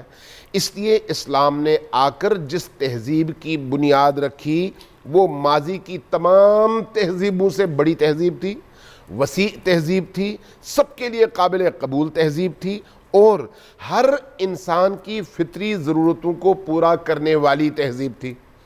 اب آئیے مسلمان کی طرف. مسلمان نے جب اس دین کو اس کی روح کے مطابق پکڑا تو پوری دنیا پر غالب ہوئی. اسلام غالب ہوا اور مسلمان غالب ہوئے. لیکن جیسے جیسے دین کی روح سے فاصلے بڑھتے چلے گئے ویسے ویسے پھر معاشرتی ایسی چیزوں میں مسلمان پڑ گئے جس کی وجہ سے علم دور ہو گیا اور ہم نے کچھ اور چیزوں کو اپنانا شروع کر دیا. اس لیے ہمیں مسلمان ہونے کے ناطے جب ہم اپنے مکتب اور نظریے کو دیکھتے ہیں تو یہ ایک علم کا، شعور کا اور تفکر کا نظریہ دینے والا مکتب ہے. دوسری طرف عیسائیت کی ایک لفظ کا وہ جو وہ مخمل میں ٹاٹ کا وہ ہے، اللہ سلامت رکھے، معافی چاہتا ہوں، وہ یہ کہ الاشیاء تعرف بأضدادها. بالکل اس دین سے ماقبل کا جو زمانہ ہے وہ کیا کہلاتا ہے؟ جاہلیت. تو خود بخود آٹومیٹیکلی گویا یہ زمانہ کیا ہے؟ علم کا زمانہ ہے، علم اور معرفت کا زمانہ ہے. اچھا اب آپ ذرا مسیحیت کو دیکھیں. مسیحیت الہی دین ہے، اس میں تو کوئی شک نہیں ہے، اگرچہ بعد میں آنے والوں نے اس میں تحریفات کی اور اپنی مرضی کی چیزیں شامل کر دیں. اور جب نبی خاتم تشریف لائے تو جنہوں نے اسلام کو قبول کر لیا وہ ادھر آگئے، جنہوں نے نہیں کیا وہ اپنی اسی جہالت پر قائم رہے. اب اگر آپ مسیحیت کی تاریخ دیکھیں، مسیحیت کو جو موجود مسیحیت ہے اس کو حضرت عیسیٰ سے نہ جوڑیں، چونکہ حضرت عیسیٰ اللہ کے نمائندے ہیں، اور یہ جو ہے یہ پاپائیت ہے. پاپائیت اور چیز ہے، دین اور چیز ہے. اس بنیاد پر اگر آپ مسیحی دنیا کے تنزل، زوال اور ان کی جہالت کو دیکھنا چاہیں تو ان کی پاپائیت کے مراکز میں دیکھیں. آج ہمیں تانا دیا جاتا ہے کہ مسلمان علماء بھی وہی کام کر رہے ہیں جو پاپائی کرتے تھے یا پاپا کرتے تھے، جو پاپ کرتے تھے. نہیں، ایسا نہیں ہے، ایسا نہیں ہے. مسلمان علماء میں یہ ہم قابل فخر بات کرنا چاہ رہے ہیں کہ جو دینی مراکز رہے وہ صرف دینی مراکز نہیں تھے. ہمارے جتنے بھی سابقہ بزرگ اور بڑے گزرے ہیں جہاں پر وہ فقیہ تھے وہیں پر فیلسوف تھے، جہاں پر فقیہ تھے وہیں پر وہ طبیب تھے. میڈیکل سائنس کے اپنے زمانے کے ماہر ترین افراد. بولی سینا کا بھی آپ نے نام لیا، 1000 سال تقریباً ہونے کو ہے ان کو. آج 1000 سال میں انسان ترقی کر کے کہاں پہنچا ہے؟ صرف 30 سال پہلے کے انسان اور آج کے انسان کو دیکھیں، آپ کو فرق آسمان سے زمین تک نظر آئے گا۔ صرف 30 سال پہلے کسی کو کمپیوٹر کا نہیں پتا تھا، موبائل تو بہت دور کی بات ہے، بہت ساری چیزیں، میں آج کے تازہ ترین چیز کی بات کر رہا ہوں نا۔ یعنی یہ جو سافٹ ویئر، یہ جو ترقی، یہ جو آپ کے ہاتھ میں اب پوری دنیا ہے، صرف 30 سال پہلے اس کا تصور نہیں تھا۔ یعنی 30 سال میں اتنا انسان بھی بدل جاتا ہے، معاشرہ بھی بدل جاتا ہے۔ لیکن کیا اس سے بڑھ کر اسلام کی کوئی حقانیت ہو سکتی ہے آج کے اس دور میں کہ 1000 سال پہلے گزرنے والا ابو علی سینا اور اس کی اس زمانے کی فکر، سوچ، نظریہ اور اس کے دیے ہوئے اصول آج کے دور میں بھی یورپ اور امریکہ میں پڑھائے جاتے ہوں؟ بے شک، انگلینڈ میں پہلا ہاسپٹل ان کے شاگرد نے بنایا تھا۔ اس کا مطلب یہ ہے کہ انہوں نے جو اس زمانے میں نظریہ دیا طب کے حوالے سے، قانون ان کی طب کی کتاب ہے، ٹھیک ہے، وہ آپ دیکھ کر اٹھا لیں، آج بھی ایک زندہ کتاب ہے۔ اس کا مطلب یہ ہے کہ مسلمانوں نے اسلامی تہذیب کے گہوارے میں جن فقہا کی، علماء کی، متکلمین کی، صوفیہ کی، طبیبوں کی، مختلف علوم کے ماہرین کی تربیت کی ہے، وہ انمول ہے۔ اب ذرا غور کیجئے گا کہ خواجہ طوسی کی زندگی کو آپ دیکھ لیں، شیخ طوسی کی زندگی کو دیکھ لیں، اپنے زمانے کے بہت بڑے بڑے نام ہیں، لیکن شہر سازی میں ان کا بہت بڑا رول ہے۔ آج سے 1000 سال پرانی بات ہو رہی ہے، شہر سازی میں، شہر سازی یعنی تمدن کی علامت، اس کے حوالے سے اس زمانے کے ایسے بڑے بڑے بزرگوں نے جن تہذیبوں کی بنیاد رکھی، اس کے پیچھے وہی دین ہے، وہی قرآن ہے، وہی سنت نبوی ہے۔ تو گویا اگر اسلام کو من حیث دین دیکھا جائے تو یہ دین عالم انسانیت کی نجات اور ترقی دونوں کا ضامن ہے اور تا قیام قیامت ضامن ہے۔ اس لیے اس دین میں جتنی گنجائش ہے وہ کسی اور دین میں نہیں ہے، جبکہ کرسچینٹی میں ابھی یہی 300 سال پہلے وہ جب کسی کا پاؤں زخمی ہوتا تھا تو اس زخم کو وہ تلوار سے کاٹتے تھے اور باندھ دیتے تھے۔ ان کی جہالت کا یہ عالم تھا۔ انہوں نے بغداد کے کتاب خانوں کو لوٹ کر، اسلامی دنیا کے سرمایوں کو لوٹ کر اس بیس پر جو عمارت تعمیر کی ہے اس کے اصل مالک اور وارث تو مسلمان ہیں۔ لہٰذا آج وہ اپنی ٹیکنالوجی چونکہ اسی پر قائم ہے، یہاں سے انہوں نے چرا لیا، بالکل لے گئے، یہاں پر اس کا نام و نشان مٹا دیا، پھر استحصالی وہ نظام لے کر آئے جس نظام کے تحت آپ کو، ہم کو، اس تھرڈ ورلڈ کو، یہ تھرڈ ورلڈ بھی انہی کی اصطلاح ہے، اس کو انہوں نے غلامانہ لیکن جدید غلامانہ نظام کی شکل دے دی، جس میں انسان کو کھانے پینے کو آپ دیں، اس کی فکر کو غلام بنا لیں۔ فکر کو غلام بنانے کے نتیجے میں ٹیکنالوجی اپنے پاس رکھی اور آپ کو صرف خرچ کرنے والا، کھانے والا بنانے کی کوشش کی۔ اب آپ کی اور میری ذمہ داری ہے، ہماری حکومتوں کی ذمہ داری ہے کہ ہم علم کے فروغ کا رستہ کھولیں اور مسلمانوں کو ترقی کے رستے پر چلنے کی اجازت دیں۔ آپ یہ دیکھیں کہ ان تمام تر پابندیوں کے باوجود، تمام تر محرومیوں کے باوجود پاکستان نے ایٹم بم بنایا یا نہیں؟ اگر ایٹم بم آج کے دور کا سب سے جدید اور سب سے مضبوط اسلحہ ہے اور وہ پاکستان جیسے غریب ملک کا ایک ڈاکٹر بناتا ہے اور وہ مسلمان ہے، تو اس کا مطلب یہ ہے کہ علم مسلمانوں کی میراث ہے۔ اگر مسلمانوں کو موقع دیا جائے، جانب میں اشارہ کروں گی، آپ تو بہت اچھے طریقے سے سمجھ جائیں گے، جب ہم مسلمان ممالک کی بات کرتے ہیں، مسلمانوں کی بات کرتے ہیں، تو ہم یہ بھی بہت اچھے طریقے سے جانتے ہیں کہ کیوں ان مسلمان ممالک پر پابندی ہے، کہ ڈر ہے، خوف ہے اس بات کا کہ وہ تحقیق میں اتنے آگے بڑھ چکے ہیں کہ وہ کیا کیا کر جائیں گے، لیکن الحمدللہ اس بات کا بھی ان کو علم ہے کہ تمام تر پابندیوں کے باوجود بھی وہ تمام چیزیں جو تحقیق ہو رہی ہے وہ سب کچھ ہو رہا ہے۔ بہرحال جو آپ نے بات اپنی کی، بڑی خوبصورت بات کی۔ الحمدللہ ہم اس طرح کے لوگ ہیں کہ جب کہا جاتا ہے کہ جو اپنے اصل سے چلا جاتا ہے نا، پھر وہ ایک پپٹ بن جاتا ہے۔ تو ایک الحمدللہ ہم بڑے فخریہ کہتے ہیں کہ ویسٹ میں جب ریسرچ ہوتی ہے، بات ہوتی ہے، تو قرآن پاک کے حوالے کے ساتھ ریسرچ ہو رہی ہوتی ہے۔ قرآن پاک کو دیکھتے ہیں، اپنی دیگر کتابوں کو دیکھتے ہیں، لیکن المیہ یہ ہے کہ فائنینس ہو، قانون ہو، طب ہو، یہ تمام چیزیں اصحابہ کرام سے، انبیاء کرام سے چلی آ رہی ہیں. وہ آگے بڑھتا رہا اور آج الحمدللہ ہم یوٹیلائز کر رہے ہیں اپنی لائف میں، لیکن ہمیں معلوم نہیں ہے کہ اس کا آغاز کرنے والا کون تھا. تو یہ ہمارا المیہ ہے. ولی خان صاحب آپ سر اپنے جملے ایڈ کیجئے گا اس میں کہ ہماری المیہ یہ ہے کہ ہم یہ جانتے ہیں کہ قرآن پاک کا استعمال کیا جاتا ہے، لیکن پھر ہم مثالیں دیتے ہیں. اس ویسٹ کی جو فہیم نے بات کا آغاز میں کہا کہ ہم ویسٹ کی مثالیں دیتے ہیں، ہمیں خود اپنے بارے میں معلوم نہیں کہ اللہ رب العزت نے قرآن پاک میں فرما دیا ہے کہ عقل و شعور اس لیے دیا گیا ہے کہ زمین و آسمان کے درمیان کیا ہے اسے جانو، پہچانو، کیونکہ یہ سب کچھ تمہاری بھلائی کے لیے ہے. لیکن ہم اپنی بھلائی کے لیے استعمال نہیں کرتے، ہم انسپریشن بننے کے بجائے انسپائر ہوتے ہیں. یہ بہترین آج کا موضوع بالکل جیسے آپ نے فرمایا کہ دلچسپ بھی ہے، بہترین بھی ہے، لیکن بہرحال یہ حضرات تو اہل علم ہیں، ان کے لیے تو وقت کم ہے، میرے لیے تو یہ وقت بھی زیادہ ہے، اس لیے کہ مجھے جو الفاظ یاد ہوتے ہیں یا کلمات یاد ہوتے ہیں میں بتا دیتا ہوں. لیکن یہ جو آپ کا عنوان ہے ماڈرنائزیشن ان اسلام، میں سمجھتا ہوں کہ اس کو اردو میں جو اس اصطلاح کے طور پر دیکھا جاتا ہے وہ ہے اسلام میں جدیدیت. بالکل.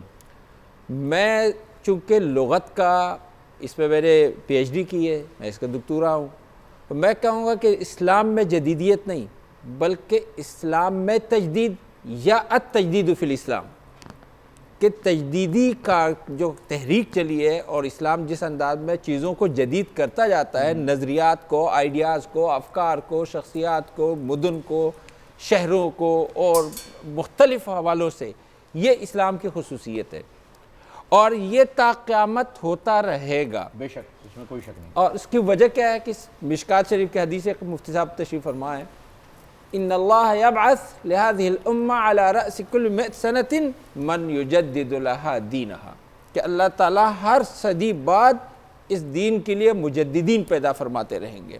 لہذا تجدید اور مجدد ایک ہے جدیدیت، میں اس کی بات نہیں کرتا. جدیدیت کا مطلب یہ ہے کہ جو جدید چیز دیکھ لی، مغرب میں کوئی چیز دیکھ لی اور اس کے پیچھے ہو گئے، اس سے ایک جو ہے نا متاثر ہو گئے. نہیں، مجدد جو چیزوں کو جدید کر دے، دوسروں کو بھی جدید کر دے. میں آپ کے پاس آیا، آپ نے مجھے بھی جدید کر دیا، یہ نہیں کہ میں جو ہے وہ آپ کے پیچھے پڑ گیا یا آپ میرے پیچھے پڑ گئے. تو اس کو کہتے ہیں تجدید. اصل میں اصطلاحات اور ٹرمینالوجیز اس کو غلط جگہوں پہ استعمال کیا جاتا ہے. کل ہماری گفتگو میں ایک جگہ ایک صاحب نے مجھے فون کیا کہ میں ملحد ہوں، مجھے فخر ہے، کیا میں واجب القتل ہوں؟ میں نے کہا ملحد کا تو واجب القتل کی تو بات ہی نہیں ہو رہی تھی، بات تو ہو رہی تھی مرتد کی. بالکل. ملحد وہ بھی کنڈیشن پہ بات ہو رہی تھی جو کہ مفتی صاحب نے بیان کر دی تھی. نہیں، ایک عرض کر رہا ہوں کہ لوگوں کو اصطلاحات کا، ٹرمینالوجیز کا نہیں پتہ. لغات اور اصطلاحات ایک بہت بڑا فن ہے، ہمیں اسلامی طور پر اس کو سمجھنا ہوگا. ہماری اصطلاحات پر بھی استعماری حملہ ہے، ہماری شخصیت پر بھی ہے، ہماری تہذیب پر بھی ہے، تہذیبوں کا تصادم بھی ہے، ادھر جدیدیت اور تجدید بھی ہے، ادھر پیغمبر بھی فرماتے. ایک لفظ لے لیجئے، صرف ایک لفظ لے لیجئے. وہ اس لیے ہے کہ یہ جانتے ہیں، جو حملہ کرنے والے ہیں وہ جانتے ہیں کہ اللہ رب العزت نے اس قوم کو، دین اسلام کو، مسلمان کو کس چیز سے نوازا ہوا ہے. شعور سے، عقل سے، قرآن پاک سے، جو سب کچھ ان کے پاس موجود ہے. اگر آپ عقل کو دبا کر رکھیں گے، اگر آپ غالب رہیں گے تو کیسے ریسرچ ہو سکے گی، کیسے کام ہو سکے گا؟ پہلے دین ہے کہ جو عقل اور نقل دونوں کو جمع کرتا ہے. اسی لیے کہتے ہیں کہ الاسلام سیف و مصحف، کہ اسلام تلوار بھی ہے، قرآن بھی ہے. الاسلام دین و دولہ، اسلام جو ہے دین بھی ہے، سیاست بھی ہے. الاسلام عقل و نقل، اسلام عقل بھی ہے، نقل بھی ہے، سب کچھ ہے. یہاں کی نقل کو اگر آپ نے لے لیا اور عقل کے بغیر استعمال شروع کر دیا تو آپ داعشی، خارجی، فلاں فلاں فلاں، پھر تاریخ بہت بڑی ہے. درست. اور اگر آپ نے صرف عقل کو لیا اور نقل کو چھوڑ دیا تو پھر آپ جو ہے نا معتزلی اور اس طرح کی جو ہے نا عقل پرست اور پتہ نہیں کیا کیا مرجیہ اور فلاں فلاں اور قدریہ اور جبریہ، اس قسم کے چکروں میں پھر پڑ جائیں گے. اس لیے یہ بہت باریک راستہ ہے جو عقل اور نقل دونوں کو ملا کے چلتا ہے، جو قرآن اور تلوار دونوں کو. یہ نہیں کہ ہم مجاہد نہیں ہیں، نہیں، ہم آج بھی ہیں، تا قیامت رہیں گے. الجہاد ماضٍ الی یوم القیامہ، جہاد بھی ہے، لیکن قرآن اور جو ہے سمجھ اور بصیرت کی جو ہے نا اس میں تناظر میں ہے. اور وہاں سے جہاد اکبری، جہاں آپ نے جہاد کی بات کی تو جہاد اکبر بھی وہ تو نفس کے ساتھ ہے، وہ تو تلوار کے ساتھ ہے ہی نہیں، وہ اسی لیے کہ تاکہ اندر کا جو ہے نا آپ کے اندر کے وہ اصلاح ہو جائے، اندر کے ہر کسی میں فرعون بیٹھا ہوا ہے. بے شک اسی طریقے سے ان چیزوں کا ہم نے لینا ہے. اچھا آپ کو یہ بتاؤں کہ یہ جو ایک ہوتا ہے ولی، ایک ہوتا ہے عالم، ایک ہوتا ہے شیخ الاسلام، ایک ہے قاری، ایک حافظ، ایک پی ایچ ڈی، مفتی فلاں فلاں، اس میں ایک ہوتا ہے مجدد. یہ جو مجدد الفسانی ہے، آپ دیکھیں قرآن و حدیث کا تذکرہ یا جو التجدید والمجددون فی التاریخ الاسلامی، آپ لیں گے اس کو حضرت عمر سے، حضرت حسین، حضرت امام احمد بن حنبل، پھر اس طریقے سے آتا ہے مجدد الفسانی اور جو ہے نا یہاں کی جو اور حضرات ہیں، یہ بہت لمبی تاریخ ہے. اس کے متعلق پیغمبر نے فرمایا کہ مجدد یہ پیغمبر سے ایک درجہ کم ہوگا. اسی لیے میں کبھی کبھی کہتا ہوں ہمیں تجدیدی تحریک چلانی ہوگی، ہمیں سب کو لے کے چلنا ہوگا. ہمیں آپ کی بھی مجھے ضرورت ہے، آپ کی بھی مجھے ضرورت ہے، آپ کی بھی آپ الگ الگ حیثیتوں میں ہیں. بالکل ان لکڑیوں کو جمع کر لیا جائے تو توڑنا مشکل ہو جائے گا، اگر ایک ہوگی تو فوراً آسانی سے ٹوٹ جائے گی. مجھے لوگ کہتے ہیں آپ مجدد بننا چاہتے ہیں، میں نے کہا اللہ مجھے بنا دیں، یا میں جو ہے نا ایک سلسلہ چلا دوں تجدید کا کہ میں ان کو مجدد ظاہر کر دوں. یہ بھی میرے لیے قابل صد احترام ہے. میرے بھائی یہ بڑے علامہ صاحب ہیں، قادری صاحب ہیں، کرن ناز ہے آج کل آ رہی ہے بطور مجدد کے، آ رہی ہے الحمدللہ، دنیا مان رہی ہے. کچھ مخالفت میں لگے ہوئے ہیں، کچھ تائید میں لگے ہوئے ہیں. فہیم خان ہے، یہ بولتی ہوئی اداروں کو بھی تجدیدی ادارے بھی، یہ کوئی ضروری نہیں کہ فرد ہو، لیکن اس حدیث کے تناظر میں ان اللہ یبعث لهذه الامه على راس كل 100 سنه من يجدد لها دینها.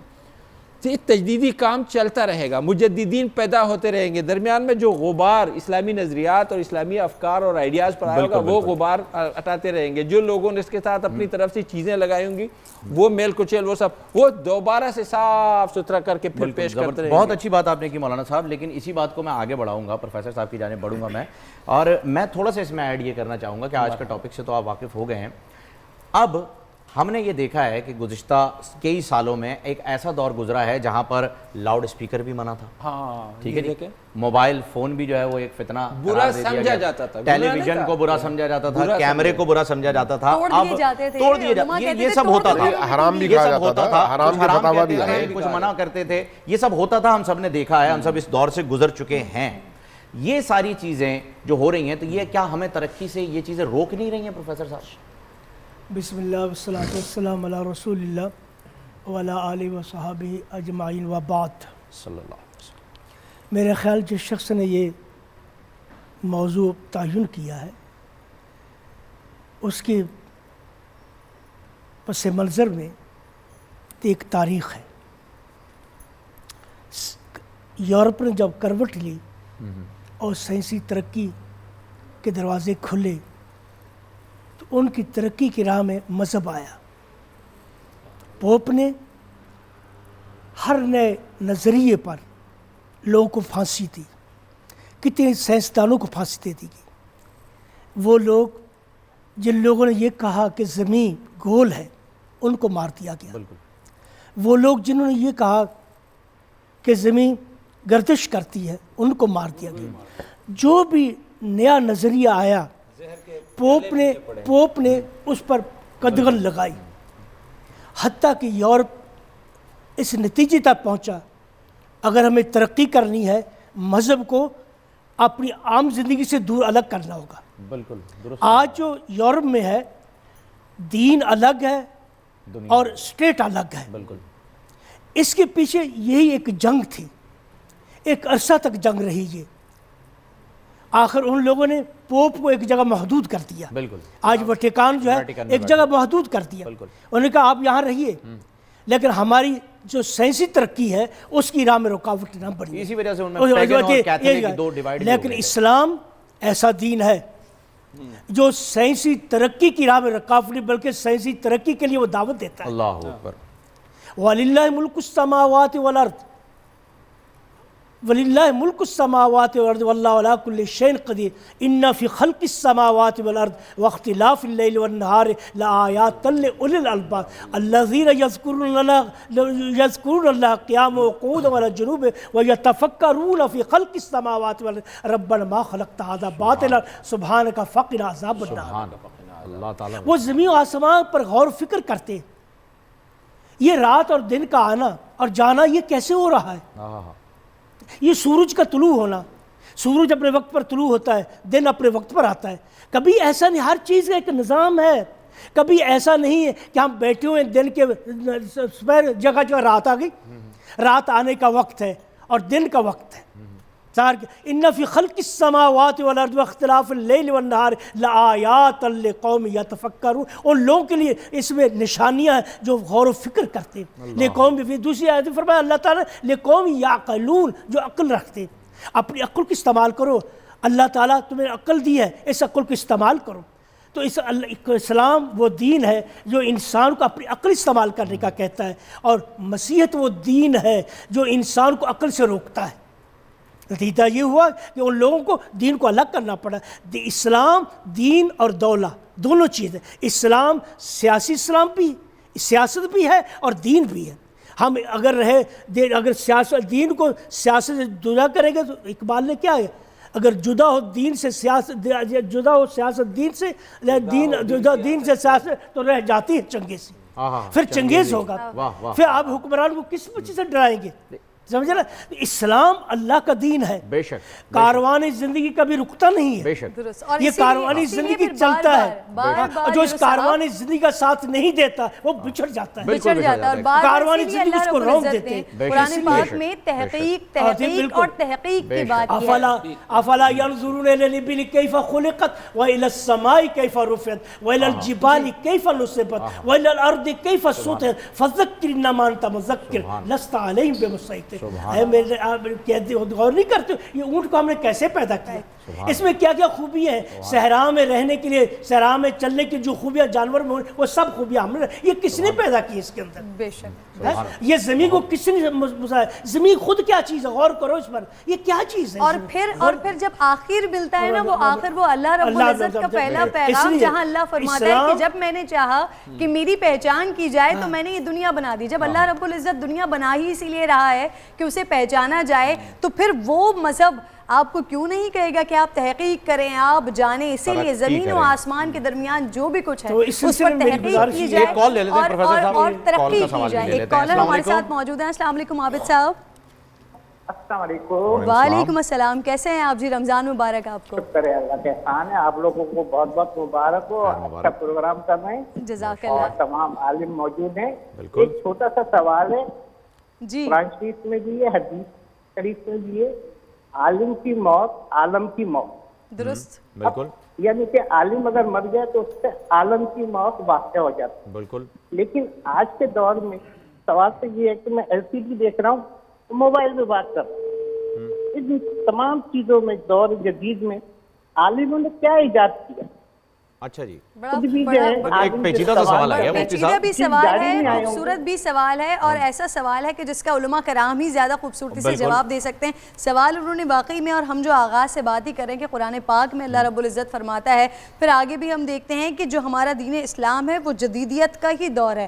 آغاز سے جب آپ دنیا میں آئے اس وقت سے لے کر آپ کی موت تک، یہ پورا وقت. سوال ان کا یہ آیا ہے کہ علماء نے کیا ایجاد کیا؟ ویسے ابو علی سینا اور یہ جو ابن الحاشم یہ سب تھے، یہ پہلے دینی تھے اور پھر یہ ہوئے، تو وہاں تک تو ٹھیک ہے. آج کا جو ہے وہ آپ بتائیے مفتی صاحب. بسم اللہ الرحمن الرحیم. میں اس سلسلے میں چند باتیں آپ کی خدمت میں عرض کروں گا.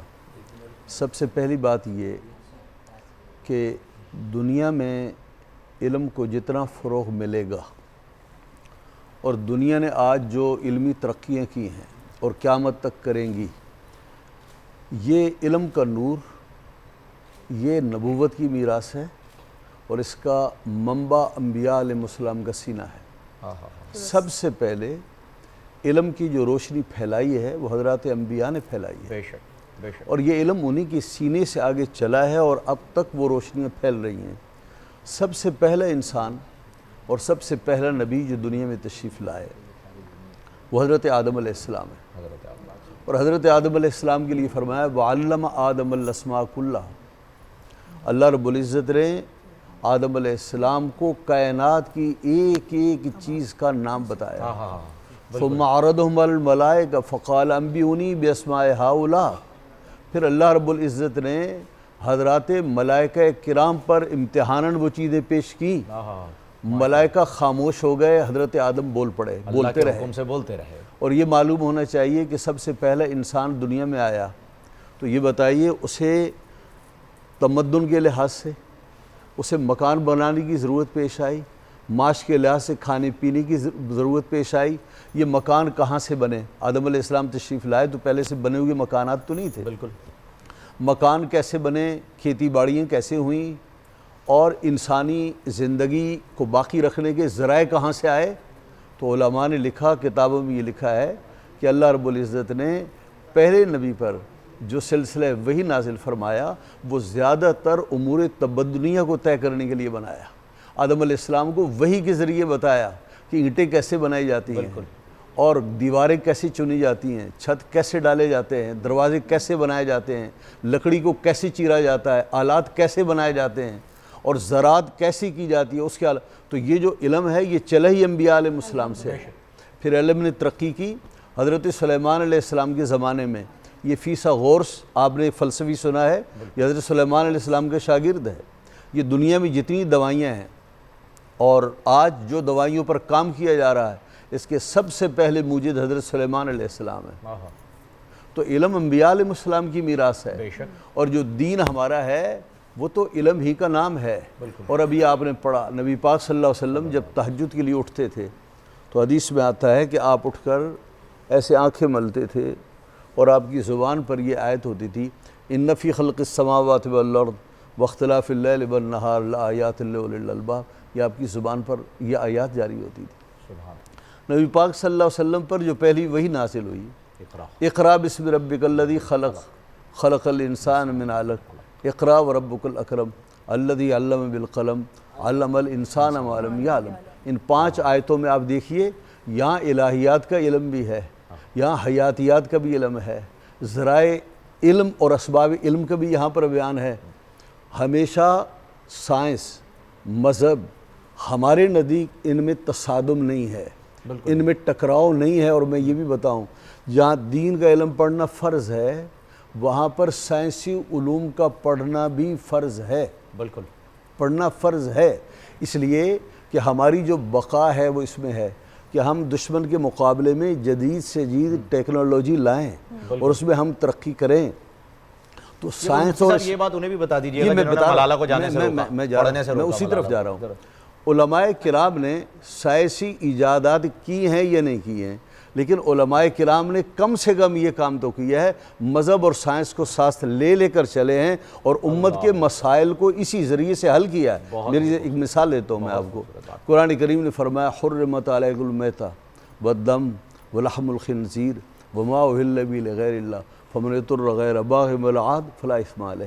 قرآن کریم نے چند چیزوں کو حرام قرار دیا، فرمایا تم پر خون حرام ہے، تم پر سور حرام ہے، اور ذبح کے وقت غیر اللہ کا نام لینا جانور پر حرام ہے، لیکن فرمایا اگر اضطراری اور مجبوری کی کوئی حالت پیدا ہو جائے تو ان کا استعمال تمہارے لیے حلال ہے۔ اب آپ مجھے یہ بتائیے خون حرام ہے یا نہیں ہے؟ بالکل ہے۔ لیکن اگر ایکسیڈنٹ ہو جائے تو مریض کو خون دینا جائز ہے یا نہیں ہے؟ جائز ہے، یہ علماء نے فتویٰ دیا ہے۔ تو علماء نے سائنس سے کوئی تصادم تھوڑی کی ہے۔ اور یہ یہاں پر ایک چیز میں صرف ایڈ کر دوں کہ جو علامہ صاحب نے بات ابھی حوالہ دیا تھا نا پوپس کا، یہ یہاں پر پتہ چل گیا جو وہ کام نہیں کر سکے تھے وہ ہمارے صاحب آپ نے جب کہا کہ سائنس کو علماء نے سائنس کو اور دین کو ایک کر دیا تو میرا پھر چھوٹے سا سوال یہ ہے کہ پھر یہاں پر جب ابھی کچھ عرصے پہلے جب فواد چودھری صاحب اور مفتی منیب الرحمان صاحب کا ایک کلیش بیچ میں آیا کہ فواد چودھری صاحب کہتے رہے کہ چاند کی پیدائش ہو جاتی ہے اور احادیث مبارکہ میں ہمیں ملتا ہے کہ ہر مہینے چاند کی ایک پیدائش کا وقت ہوتا ہے، تو پھر علماء کرام سائنس کو یا فواد چودھری صاحب کو یا اس ڈپارٹمنٹ کو اس چیز پر کیوں راضی نہ کر پائے کہ جو احادیث میں موجود ہے، یا پھر یہاں پر کلیش کیوں آیا؟ جب سائنس کو اور دین کو ایک کر دیا تو پھر کلیش آیا کیسے؟ میں آتا ہوں، میں اس کی طرف میں ایک مثال اور آپ کو دوں، میں ایک اور مثال یہ دوں، مجھے یہ بتائیے کہ آج اعضاء کی پیوند کاری ایک ضرورت ہے یا نہیں؟ ضرورت ہے نا؟ بالکل ہے۔ تو بتائیے بر صغیر پاک و ہند بر کی پوری دنیا کی جو علماء ہیں وہ کیا کہتے ہیں؟ اعضاء کی پیوند کاری جائز ہے یا ناجائز ہے؟ جائز ہے، بالکل جائز ہے۔ تو علماء تو سائنس کو لے کر چلے ہیں، اور یہ جو ہے کہ شروع میں لاؤڈ سپیکر کو حرام کیا گیا، تصویروں کو حرام کیا گیا، فلاں حرام کیا گیا، تو تو بات یہ ہے کہ اسی کا نام تو تحقیق ہے، اسی کا نام تو ارتقاء ہے۔ ایک چیز پہلے منکشف نہیں ہوئی، بعد میں منکشف ہوگی۔ اب آپ مجھے یہ بتائیے، یہ جو سائنسی ایجاد اور تحقیقات ہیں یہ حرف آخر ہیں؟ ہمیں ابھی تک فارمی مرغی کھلائی گئی 35 سال تک، اور جب بھی ڈاکٹر کے پاس جایا جاتا ہے وہ کہتا ہے سفید گوشت کھاؤ، لال گوشت مت کھاؤ، لیکن اب کہا جا رہا ہے کہ یہ جو فارمی مرغی ہے اس سے بہت بیماریاں پیدا ہوئی ہیں۔ کیا کسی زمانے میں یورپ میں نہیں کہا جاتا تھا کہ عورتوں کو کہا جاتا اپنے حسن کو محفوظ رکھو، ان بچوں کو ڈبوں کا دودھ پلاؤ؟ 10-12 سال تک عورتوں نے دودھ پلایا، چیسٹ کینسر پیدا ہونا شروع ہوا۔ پھر ڈاکٹروں نے کہا، سائنس نے کہا کہ ماں کے دودھ سے اچھی کوئی خوراک نہیں ہے، تو یہاں بھی ارتقاء ہے، یہاں بھی غلطیاں ہوئی ہیں۔ اچھا، تو جہاں تک کہ آپ نے فرمایا، فواد چودھری صاحب جو ہیں ان سے گزارش یہ ہے کہ علماء نے کبھی سائنس کا انکار نہیں کیا، آپ بھی دین کا انکار نہ کریں۔ ہم دین اور مذہب سائنس کو ساتھ ساتھ لے کر جا رہے ہیں، لیکن ایک بات میں یہ بتاؤں، سائنس اور مذہب میں کوئی مزاحمت نہیں ہے، لیکن اگر کہیں ٹکراؤ آ جائے تو پھر ہم کس کو ترجیح دیں گے؟ ہم مذہب کو ترجیح دیں گے، اس لیے کہ جو مذہب کی تحقیقات ہیں وہ حرف آخر ہیں، اس لیے کہ وہ علوم وحیہ ہیں۔ چاند کو دیکھنا ضروری ہے، اس پہ بھی ذرا وضاحت کر دیجیے۔ حدیث شریف میں آیا نبی پاک صلی اللہ علیہ وسلم۔ اچھا دیکھیے، پتہ نہیں کیوں مجھے یہ منکشف ہو گیا کہ آپ یہ پوچھیں گے، تو میں نے مولانا صاحب سے حدیث پوچھ کی، اور علامہ صاحب سے بھی میں نے عراق کے بارے میں وہ بات پوچھی۔ دیکھیں، پوری دنیا میں جہاں اصحاب تحقیق اور اصحاب علم موجود ہیں، اور جن ممالک میں علماء موجود ہیں اور وہاں علم کی روشنی ہے، علم کو اہمیت ہے، وہاں پر سب جگہوں پر رؤیت ہلال کا ایک نظام ہے۔ بالکل ہے۔ سعودی عرب میں ہے، سعودی عرب کی مثال دی جاتی ہے، ایران میں ہے، عراق میں ہے، پاکستان میں ہے۔ ان تمام میں مشترک کیا چیز ہے کہ چاند دیکھا جاتا ہے۔ نبی پاک صلی اللہ علیہ وسلم میں سومو لرؤیتہ وافطروا لرؤیتہ، چاند دیکھ کر روزہ رکھو، چاند دیکھ کر عید کرو، تو یہاں دیکھنے کا حکم ہے۔ اچھا بھائی، ہم نے چاند دیکھا اور چاند نظر نہیں آیا تو سائنس کو کیا کریں؟ تو کہا دوربین کو استعمال کرو، دوربین کے ذریعے استعمال کرو، ہو سکتا ہے کہیں خفیف درجے میں نظر آ رہا ہو تو اس سے یہ ہوگا کہ ذرا اجلا ہو کر نظر آئے گا۔ لیکن سوال یہ پیدا ہوتا ہے کہ اگر دوربین سے بھی نظر نہ آئے، شہادت کیسے لیں؟ اور اگر بارش ہو رہی ہو، اور اگر وہاں پر ابر چھایا ہوا ہو، مطلع جو ہے وہ صاف نہ ہو، تو ان حالات میں کیا کیا جائے؟ تو نبی پاک صلی اللہ علیہ وسلم نے کوئی چیز چھوڑی ہو تو ہم کسی طرف جائیں گے نا۔ تو حضور نے فرمایا صوموا لرؤیتہ وافطروا لرؤیتہ فإن غم علیکم، اگر مطلع صاف نہ ہو، فرمایا فَأَتِمُّوا ثَلَاثِينَ، تو فرمایا پھر 30 کا عدد مکمل کرو۔ نبی پاک صلی اللہ علیہ وسلم نے ہمیں اس کا متبادل بتایا کہ چاند دکھائی نہ دے تو فرمایا 30 کا عدد مکمل کرو۔ میں ایک بات آپ سے بڑے ادب کے ساتھ دیکھیں، تو یہ جو قمری کیلنڈر ہے اس پر کیوں نہیں اعتبار کیا جاتا؟ اگر سائنس کا اعتراف ہے تو قمری کیلنڈر کے اعتبار کیوں نہیں کیا جاتا؟ فواد چودھری صاحب نے جو قمری کیلنڈر بنایا ہے، میری یادداشت کے مطابق 2 بار وہ کیلنڈر غلط ثابت ہوا ہے، 2 بار غلط ثابت ہوا ہے۔ جو انہوں نے تاریخ بتائی طلوع کی، یعنی اس کی چاند کی پیدائش کی، یا پہلی تاریخ بتائی، تو رؤیت سے یہ ثابت ہوا کہ وہ تاریخ نہیں تھی۔ تو اچھا، اس کی وجہ یہ ہے کہ ایک ہے چاند کی حرکات اور اس کا طلوع غروب، اس کی منازل، اور ایک ہے سورج کی منازل۔ بطلیموس ایک بہت بڑا فلکیات کا ماہر گزرا ہے، اس نے کہا سورج اور چاند کی جو منازل ہیں، ان کی جو حرکات ہیں، ان میں جو سورج ہے تو اس کی حرکات کے ہم ضابطے اصول بنا کر ہم کیلنڈر بنا سکتے ہیں۔ چاند کے معاملات بڑے مشکل اللہ نے پیدا کیے ہیں، تو ان مشکلات کو نبی پاک صلی اللہ علیہ وسلم نے اپنے زمانے میں حل فرمایا دیکھ کر رکھو مسئلہ۔ یہ جو فرق آ رہا ہے یہ مفتی صاحب، یہ فرق سائنس اور مولانا حضرات یا مفتیان کرام کا نہیں ہے، یہاں جو ٹکراؤ ہو رہا ہے وہ شریعت میں جو حکم ہو گیا ہے اس کا، اور یہاں جو کیلنڈر بنایا گیا ہے اس کا ٹکراؤ آیا ہے۔ اچھا، میں بھی اس میں فہیم ایڈ کرنا چاہتی ہوں ایک بات، جو آپ نے کہا نا کہ علماء نے یہ کیا کہ دین کو اور سائنس کو ایک کر دیا، لیکن مجھے تھوڑا سا افسوس اس بات کا، دین نے خود سائنس نے علماء کرام نے اگر کچھ ایجاد نہیں کیا تو کم از کم یہ کیا کہ دین کو اور سائنس کو ایک پیج پر لا کر بات کرنے کی کوشش کی. لیکن پھر افسوسناک منظر ہمیں یہ دکھائی دیتا ہے کہ چلے حالیہ دور میں اگر علماء کرام نے کچھ ایجاد نہیں کیا اور اگر ہم پھر سائنس کو بھی الگ کر دیتے ہیں تو علماء کرام تو ہمیں کچھ معاملات پر ایک نظر بھی نہیں آتے.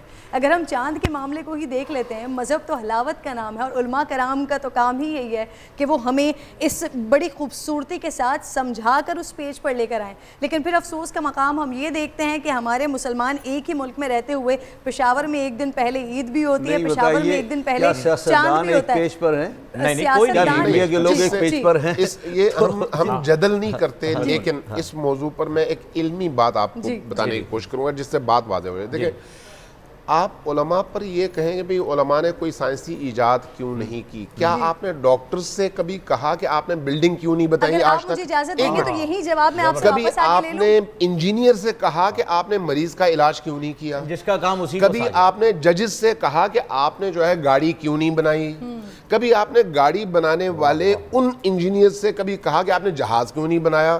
بھئی علم اتنا وسیع ہے کہ کسی ایک بندے کے بس میں ہے ہی نہیں کہ ان تمام علوم کو ایک جگہ جمع کر سکے. اسی بات پر آپ تمام حضرات کے, تمام علماء کرام, مفتیان کرام کے علم کو میں دونوں ہاتھوں سے سلام پیش کرتا ہوں, کیونکہ انہوں نے دنیا کی جو ویل پیڈ فیلڈز تھیں, ڈاکٹرز, انجینئرز, ان کو چھوڑ کر یہ شعبہ اختیار کیا اور ہمیں ہماری رہنمائی فرمائی. اب ایک وقفہ لیتے ہیں, وقفے کے بعد جب آئیں گے تو بچوں کے ساتھ جو ہے وہ ہم آج روزہ کشائی ہے میں آپ سے ملاقات کریں گے. یہ بریک کے بعد ہم یہی شروع کر دیں گے پروگرام, بالکل ضروری ہے.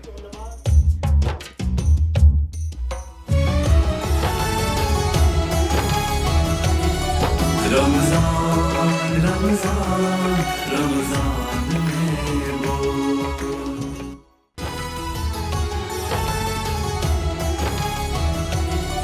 رمضان رمضان رمضان میں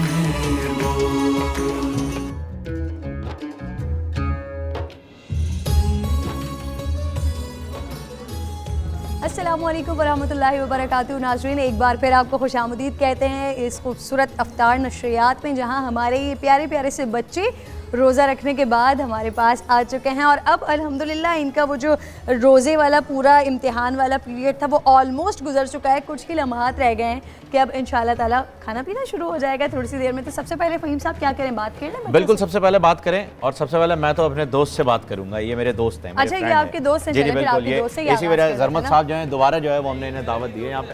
آپ کے بھی دوست ہیں؟ ہاں, قاری صاحب ہیں ماشاءاللہ. کتنے پارے حفظ کیے ماشاءاللہ؟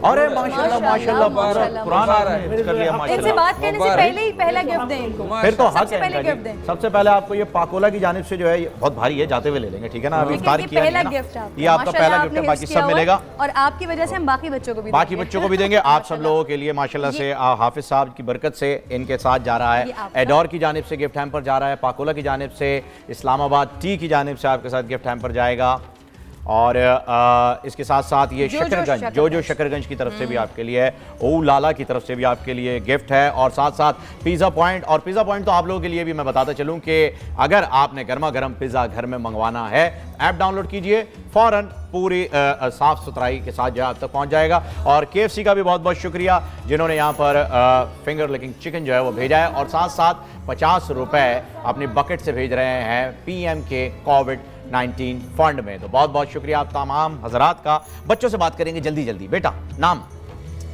مائک میں بتائیے. مسفرہ شیخ. مسفرہ, ماشاءاللہ ماشاءاللہ ماشاءاللہ, کیا خوبصورت نام. مسفرہ, آپ بھی کچھ تیاری کر کے آئی ہیں, لیکن جلدی سے کرنا ہے کیونکہ اب روزے کا ٹائم ہو رہا ہے نا. کیا کر کے آئی ہیں آپ تیاری؟ کچھ سنانا چاہتی ہیں ہمیں؟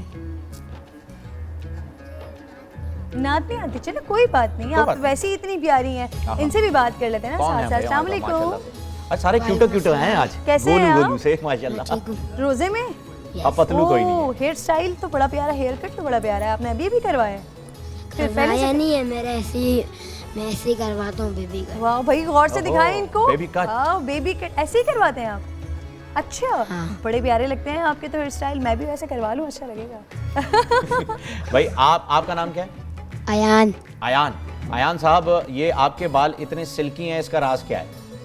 اس کا راز یہ ہے کہ میں مہندی شہندی بھی نہیں لگاتا. کانفیڈنس چیک کریں ماشاءاللہ.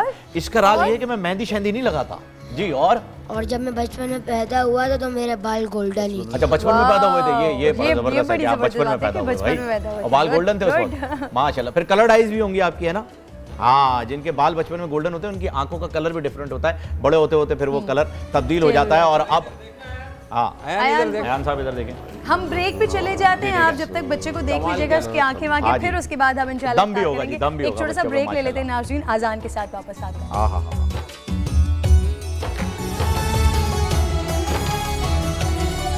رمضان رمضان رمضان میں بول اللہ اکبر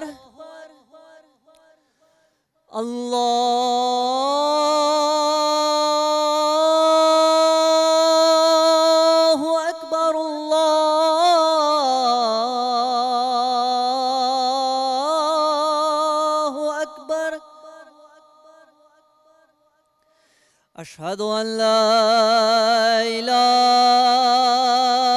الا اللہ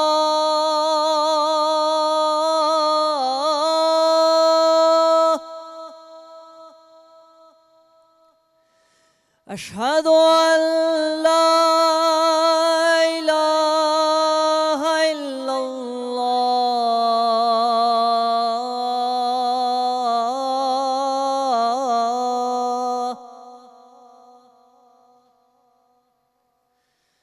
اشہد ان محمد رسول اللہ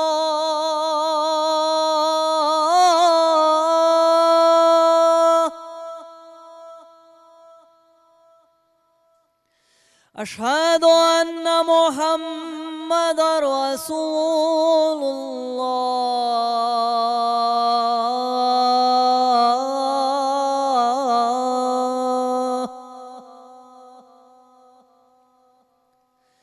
حی علی الصلاۃ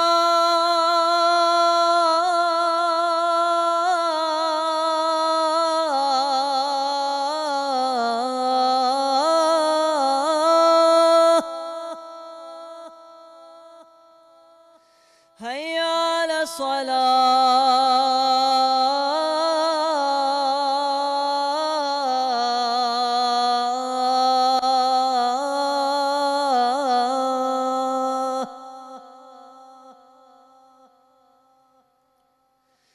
حی علی الفلاح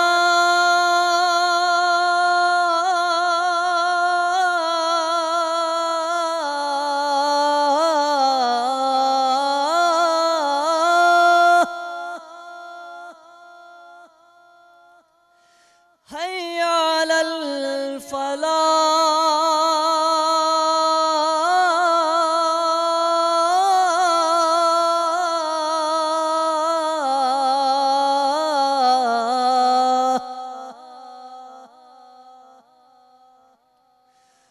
اللہ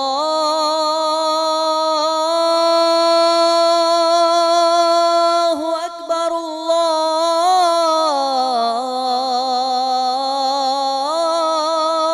اکبر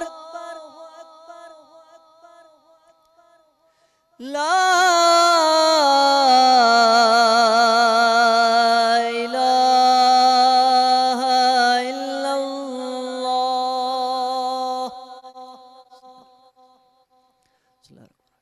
اللہم رب هذه الدعوة التامة والصلاة القائمة آت سیدنا محمدا الوسیلة والفضیلة والدرجة الرفیعة وابعثه مقاما محمودا الذی وعدته وارزقنا شفاعته یوم القیامة انک لا تخلف الميعاد.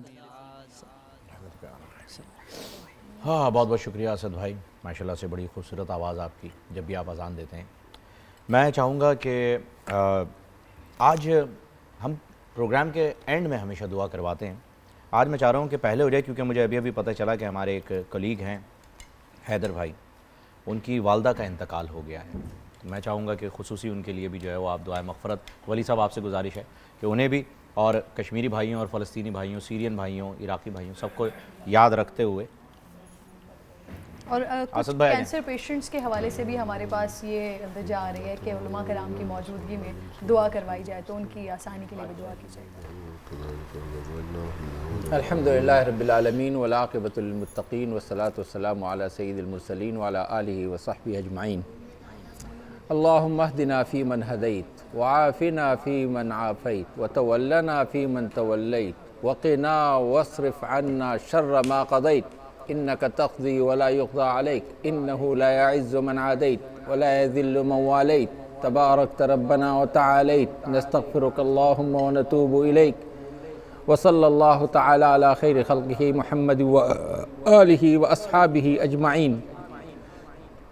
جو سننے والے ہیں پوری دنیا میں، ان تمام سے درخواست ہے کہ وہ پروردگار عالم کی دربار میں یہ التجا کریں کہ یا اللہ کینسر کے جتنے بھی پیشنٹ ہیں پوری دنیا میں، بالخصوص پاکستان میں، اور جنہوں نے ہمارے یہاں کے کچھ حضرات سے درخواستیں کی ہیں، یا دیگر بیماریوں میں جو لوگ مبتلا ہیں، کورونا بیماری میں مبتلا ہیں یا کسی اور میں ہیں، اللہ تعالیٰ سب کو شفا نصیب فرمائیں، اللہ تعالیٰ ان کے درجات بلند فرمائیں، جو لوگ فوت ہو گئے اللہ تعالیٰ سب کے مغفرت فرمائیں۔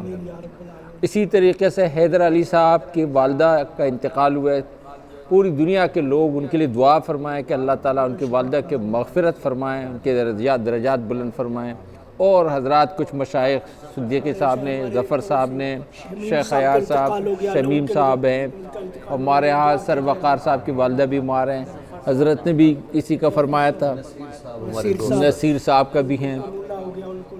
اس طرح کے جو بھی جن کو کرونا ہوا یا جن کے جو حاجتیں جن کے بھی دل میں ہیں، تمام دنیا میں اس وقت دیکھیں دنیا کے کونے کونے میں نام لیے، ان کا شیخ ایاز کا نام لیا ہے، دوبارہ لیتے ہیں، اللہ ان سب کے سے مغفرت فرما۔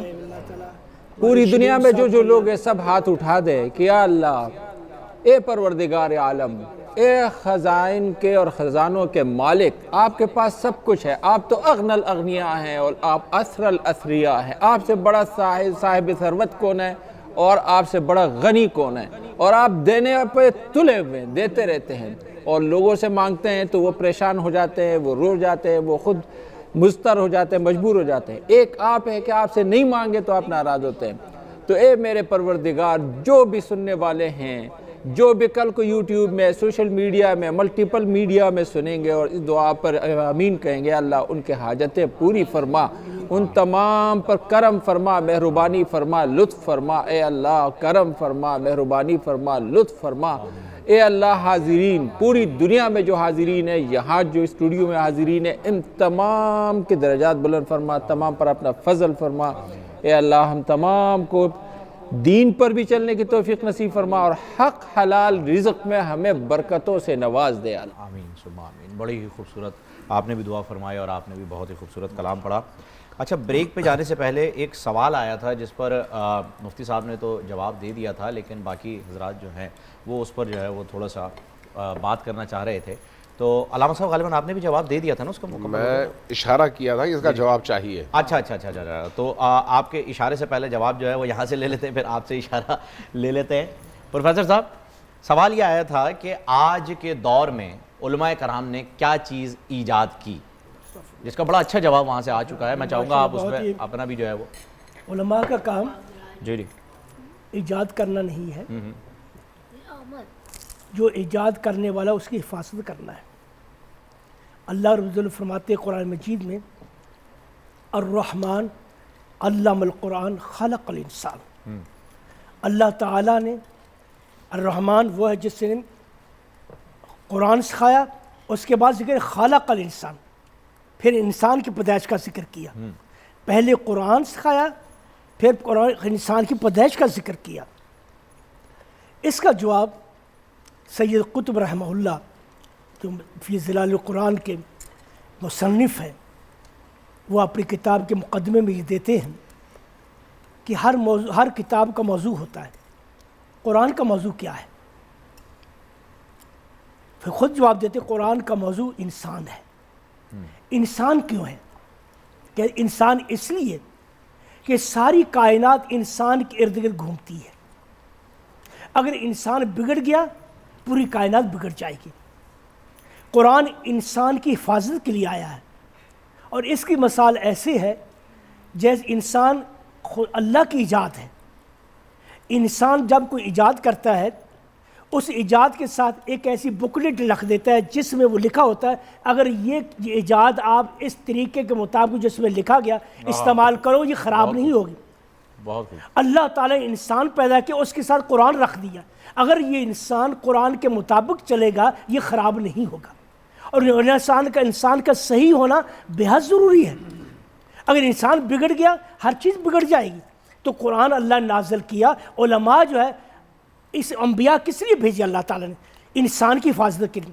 فَلَمَّا جَاءَتْهُمْ رُسُلُهُم بِالْبَيِّنَاتِ فَرِحُوا مَا عِندَهُم مِّنَ الْعِلْمِ وَحَاقَ بِهِم مَّا كَانُوا بِهِ يَسْتَهْزِئُونَ۔ اللہ فرماتے ہیں جب ہمارے انبیاء ان کے پاس اللہ کی معرفت کے علم لے کر آئے، اللہ انبیاء نے کہا آؤ ہم تم کو سکھائیں اللہ ایمان کیا چیز ہے، آؤ ہم تم کو سکھائیں اللہ کی عبادت کیسے کرنا ہے، آؤ ہم تم کو اللہ سے کیسے خالق سے کیسے جوڑنا ہے۔ یہ اپنی انہی علوم و فنون میں مگر رہے جو انہوں نے ایجاد کی ہوئے تھے، اور انہوں نے وہ اتنا سیکھا جو نبی سکھانا چاہتے تھے۔ پھر جب اللہ کی طرف سے ان پر عذاب آیا، زمین کا ایک زلزلہ آیا، پھر وہی یونیورسٹیاں جن پر یہ بڑا فخر ان کے نیچے ان چھتوں کے نیچے لاشیں پڑی ہوئی لگے بل بلانے، ہم کیا کریں؟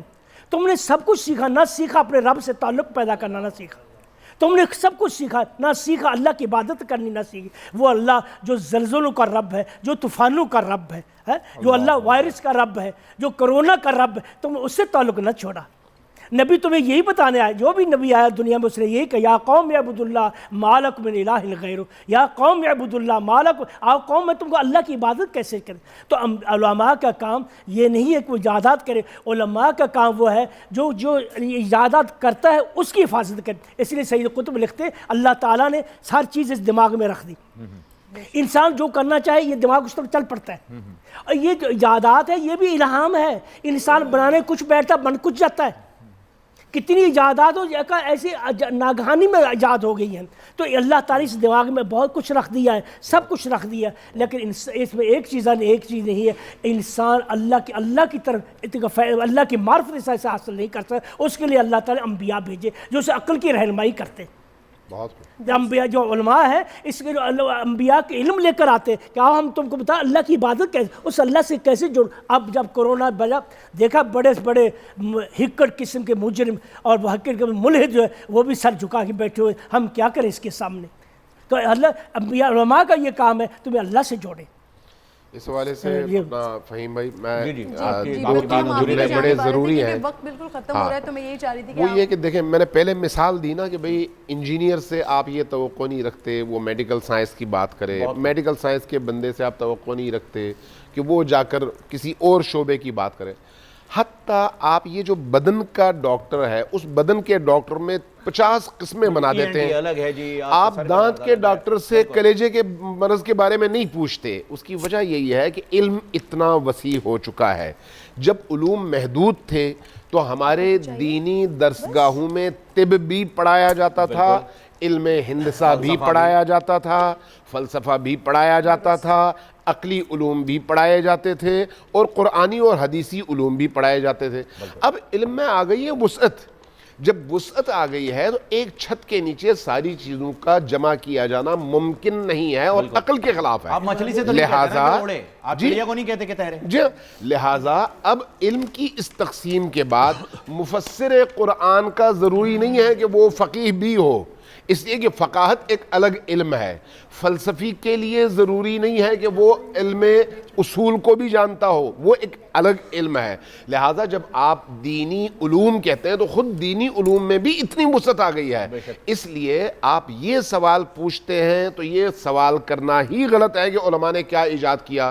آپ کسی ایک فیلڈ کے عالم سے اس فیلڈ میں نئے نظریے کے حوالے سے پوچھیں، وہ اگر جواب نہ دے تو آپ اس کو مجرم گردانیں، لیکن اگر آپ کلی اس طرح سے سوال کریں گے تو اس کا مطلب یہ ہے کہ جس نے سوال کیا اس میں عقل کی کمی ہے۔ بے شک وہ ٹارگٹ کرنا چاہ رہے ہیں کہ بھائی ہم یہ تو پتہ کریں گے علماء صاحب یہ لوگ جو ہے یہ چاہتے ہیں کہ علماء سب کچھ ہو۔ میں چاہتا ہوں مفتی صاحب سے آخری جملہ لے لوں پھر وقت ہمارا بالکل۔ آپ نے یہ پروگرام کیا، جی جی، اس پروگرام میں ایک فہیم صاحب کا کردار ہے، کرن کا کردار ہے، جی جی، ہمارا کردار ہے، جی جی، کیمروں والوں کا کردار ہے، وہ جو پروڈیوسر ہے ان کا کردار ہے.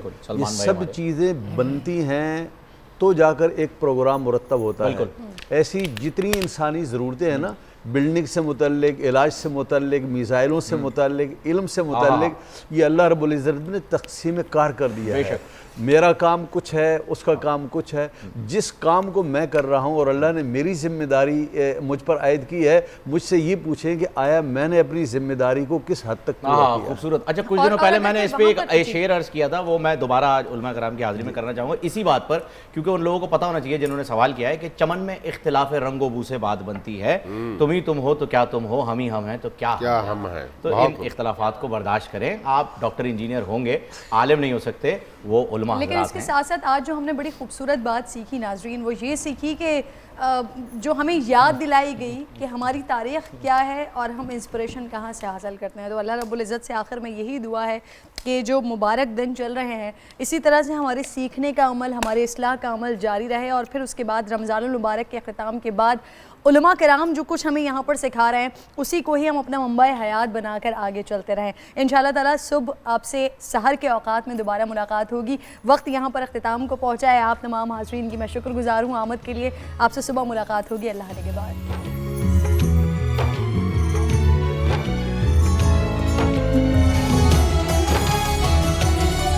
رمضان رمضان رمضان میں وہ